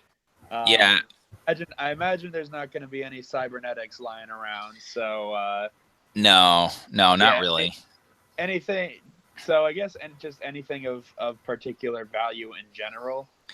Everything is of particular value. I mean, like I said, gold, jewels, diamonds, platinum bars, like figurines just made completely out of, precious metals or sculpted out of diamonds. Like it's more opulence than you would have ever seen. Like, I mean, put it this way, Gracchus would die to have this hoard. Vortga did die because he had this hoard. Like, this is just this kind of wealth. I mean, you can't even imagine. Yeah, so I'm just gonna I'm just gonna be rifling through stuff, picking up stuff that strikes my fancy. Yep. Okay, great. And then Kazel, it's almost as if you don't see anything else in the room, but like straight down the center on this pedestal, you see this sort of this like box, right? And it's like this metallic box with a clasp on it. And it like, it is the source of this darkside energy. Oh, I'm going for it immediately. Okay. And as you go for it, and you kind of walk up to it and you open it up, you see that it is this like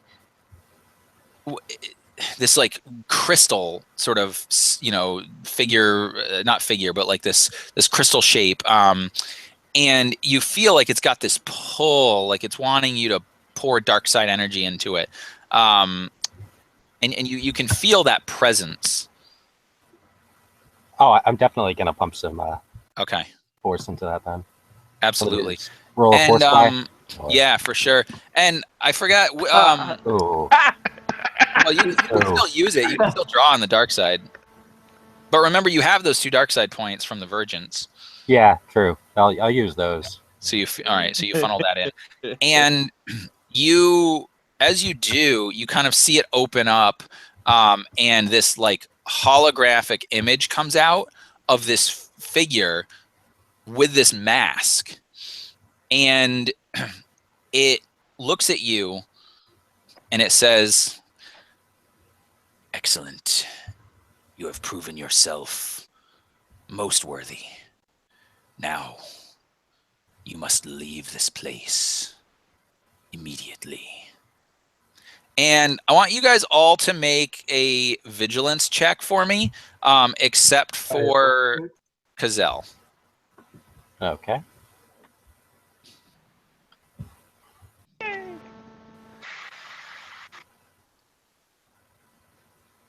Sweet. Sam, you cut out there. What check is it? Vigilance. Vigilance.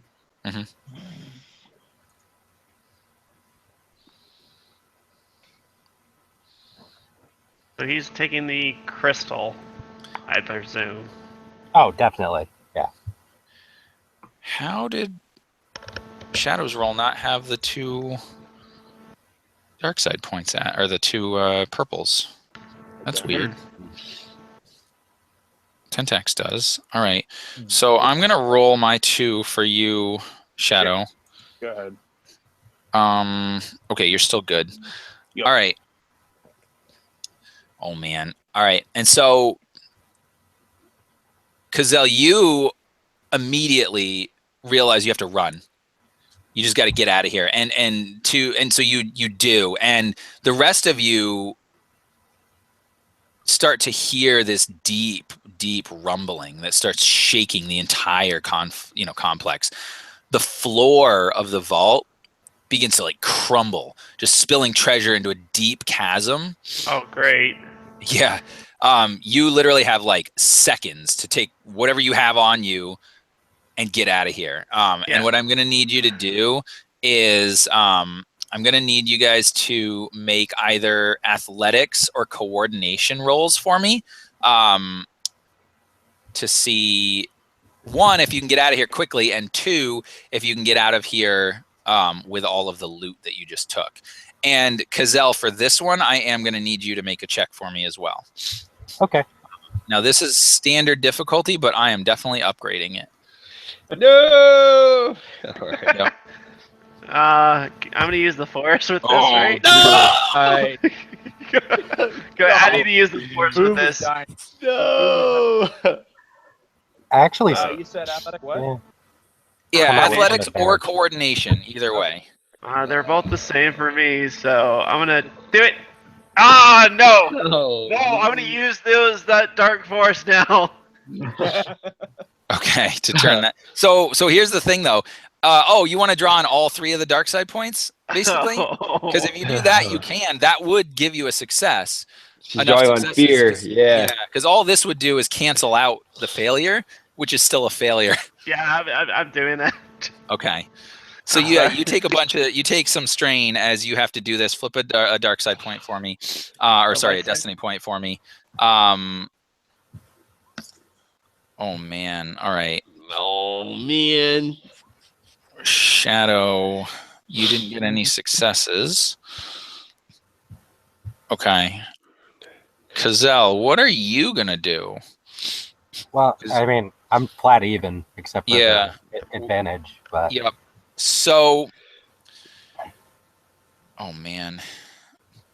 And then, damn, Tentag. All right, so Tentag, you're just like, you bust out of there as quick as you can. Now, you do end up dropping a couple of items as you're trying to get out of here because the floor, like, literally starts crumbling underneath you. So you're basically going to make it out of here with just like, and also, like, it's weighing you down, right? So you're kind of like throwing some of this stuff off of you and some of it's falling as you're just like booking it out of here.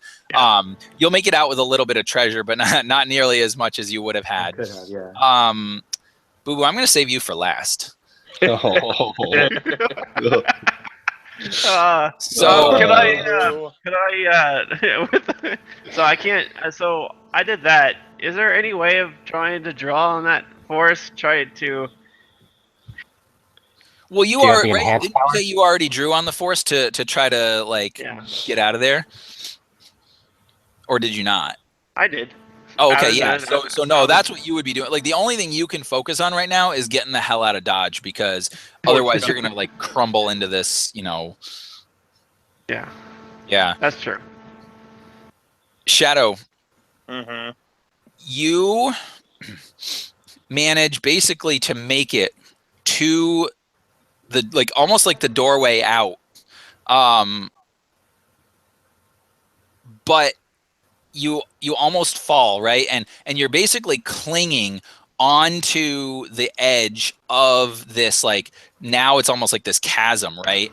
As like you're just hanging there trying to hold on, as everything is crumbling beneath you. And without help, you're probably going to succumb eventually, although I will let you make a roll. But you will need some help to get up probably. And then, and we'll resolve that in a moment. And then Yep. Boo Boo. Poor Boo Boo. Yeah. Poor Boo Boo. You're not necessarily affected by the floor so much, but the ceiling and walls are coming down all around you as well. Okay. And I would imagine in your frantic flight towards the exit to try to get out of here, you take a great big like block right down, and it smashes you down onto the ground. You're gonna take 5 points of strain damage, no soak on this one. Like you just take 5 points of strain. Does that knock you unconscious? Yeah, he's unconscious. Okay. Oh boy. So Boo Boo is unconscious as well. Now, what you guys are looking at right now is basically 3 of you are going to get out without a problem, but 2 of your companions are still there. What I'm going to do is I'm going to give actually Anthony and Josh, I'm going to give you guys the opportunity. Do you want your characters to be saved or not? I actually have a. I was thinking this is gonna happen when you were saying this. So, you have a jukebox. You have the jukebox, right? Yep. Okay. I'm gonna send you this link real quick. You can play that for me. I'll narrate the end of Boo Boo. All right. Let me see if I Shadow can. wants to survive. Okay. Yeah. Let Or me if you see. can find that song on the Oh my jukebox, lord. which I'm sure you could. That is ridiculous. All right. Let me take a look. Add playlist track. Can I add it in somehow? If you go to jukebox, Yep. and you add, I believe it's one of the options all the way on the right, like that search. Yeah, Maybe Fanverse. You Fanverse. should be able to Alright. search. Let me see. Oh, that's not working. Let me see here. Maybe I'll try this one. If you add track, let's see, Fanburst. I mean, I'm literally just typing in the URL. Oh no, sorry. Okay, here, type in the actual name of the song, which I'll Oh, okay, I I'll gotcha. listen to it. Yeah, I see what it is. Yeah. Oh my lord, that's ridiculous. Want to link it to the actual chat in Roll20? He's gonna play it through Roll20. It'll come. I don't think. Is that just gonna be from the computer, or is it just? Should be. Yeah. Is it? Do you guys hear it? Not yet. Nope. Yeah. Nope. Not yet. No. Nothing's playing. I hear it on mine, but I think it's coming out of my computer speakers. Okay. Well, I'll play. I'll put it in the chat so everybody can see it, so they can see it here. All If you all right. want to, if you all want to hit play on that.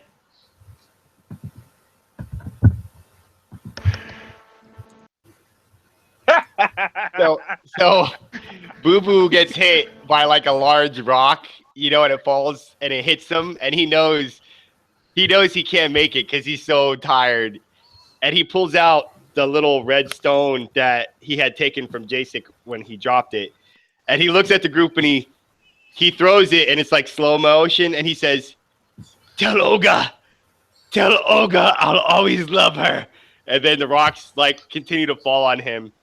And Boo Boo goes down, but he's able to throw out the little red piece from Jasek. Nice. Yeah, and I That's cool. imagine maybe like I don't know, maybe Ray would catch it, using the force or something.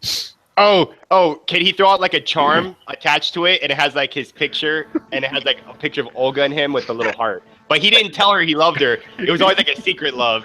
And he tosses it. Nice, definitely. I'll force that. Let's see if it actually does that. Nice. Yeah, it's like Cazell, let me ask you this. Yeah. You have an opportunity to save your friend Shadow here. But this entity, this force, is telling you not to. It's saying, don't go back in. That is weakness. Don't allow your weakness to cloud your judgment. You're better than these guys. Oh, that's tough. oh boy. Well, it would also be weakness to listen to this voice. I kind of like, send that feeling out. Like, it would be weakness to submit to your morality. And I go back for him. Okay. And as if, like, just as you're about to fall, right, Shadow, I would imagine, like, your sort of cybernetic hand, like, it's that scene in a movie, right, where it's just like the tips of the fingers and you fall, and then all of a sudden, like, Cazell reaches down and grabs you, one arm and then two, and pulls you back up. And, like, you guys leap out of the temple complex just as it all comes crashing down. And you see Jasek, like, in the hallway. He just got there. And he was like, he's looking at you. And, like, you see this just huge amount of, like, loss on his face. He's like, no. But then he realizes, like, this temple is coming down. And so you guys all sort of have to run at this point. And you manage to make it out of the temple complex, through the jungle, back to your ship. You've come out with some treasure, but not the king's ransom that you would have hoped for. And frankly, you don't even know if and where you could sell this stuff. Now, Hethan Roman will certainly be a good person for you to talk to, as she, this is her livelihood, but you each kind of recognize that there was a high cost here. You came in, you got some treasure, but you did lose a companion, whether you liked him or not. And I'm gonna let you guys. Emporium. Yeah, I know. Maybe somebody will have to, like, start the Emporium in his honor. If you guys want to, so that's the end of the story. If you guys want to, I will let you narrate any kind of, like, outro scene you want, or just, anything you might want to say, and then yeah. Well, I think he liked those music things, right? I still have those music things in my backpack in that map. So I basically before he starts, like, wailing, like, Jasek? Jasek is like, don't worry, we need to get out of here. And then all of a sudden, once we got out there, I basically present him with these gems. Like, I saved these gems. Wow. So you're just gonna give them to him? No, I'm not. Well, of course, I'd finally, if he does sell them, or as a collection, etc., and get, like, a lot of money out of it, it's like maybe you can lend me some credits to try to get somewhere safe. Like, just to, so if our group's gonna, like, just disperse after this point, it's gonna be. Yeah. Well, and Jasek would definitely say, listen, kid, I'll stick with you. That's fine. You seem the best of this lot, and yeah, I get what I expect I can get for these. Should be able to get a nice ship, take you anywhere you want to go. You want to go out to the farthest reaches of the of wild space where nobody will find you? I can take you there. Wherever you want to go, kid.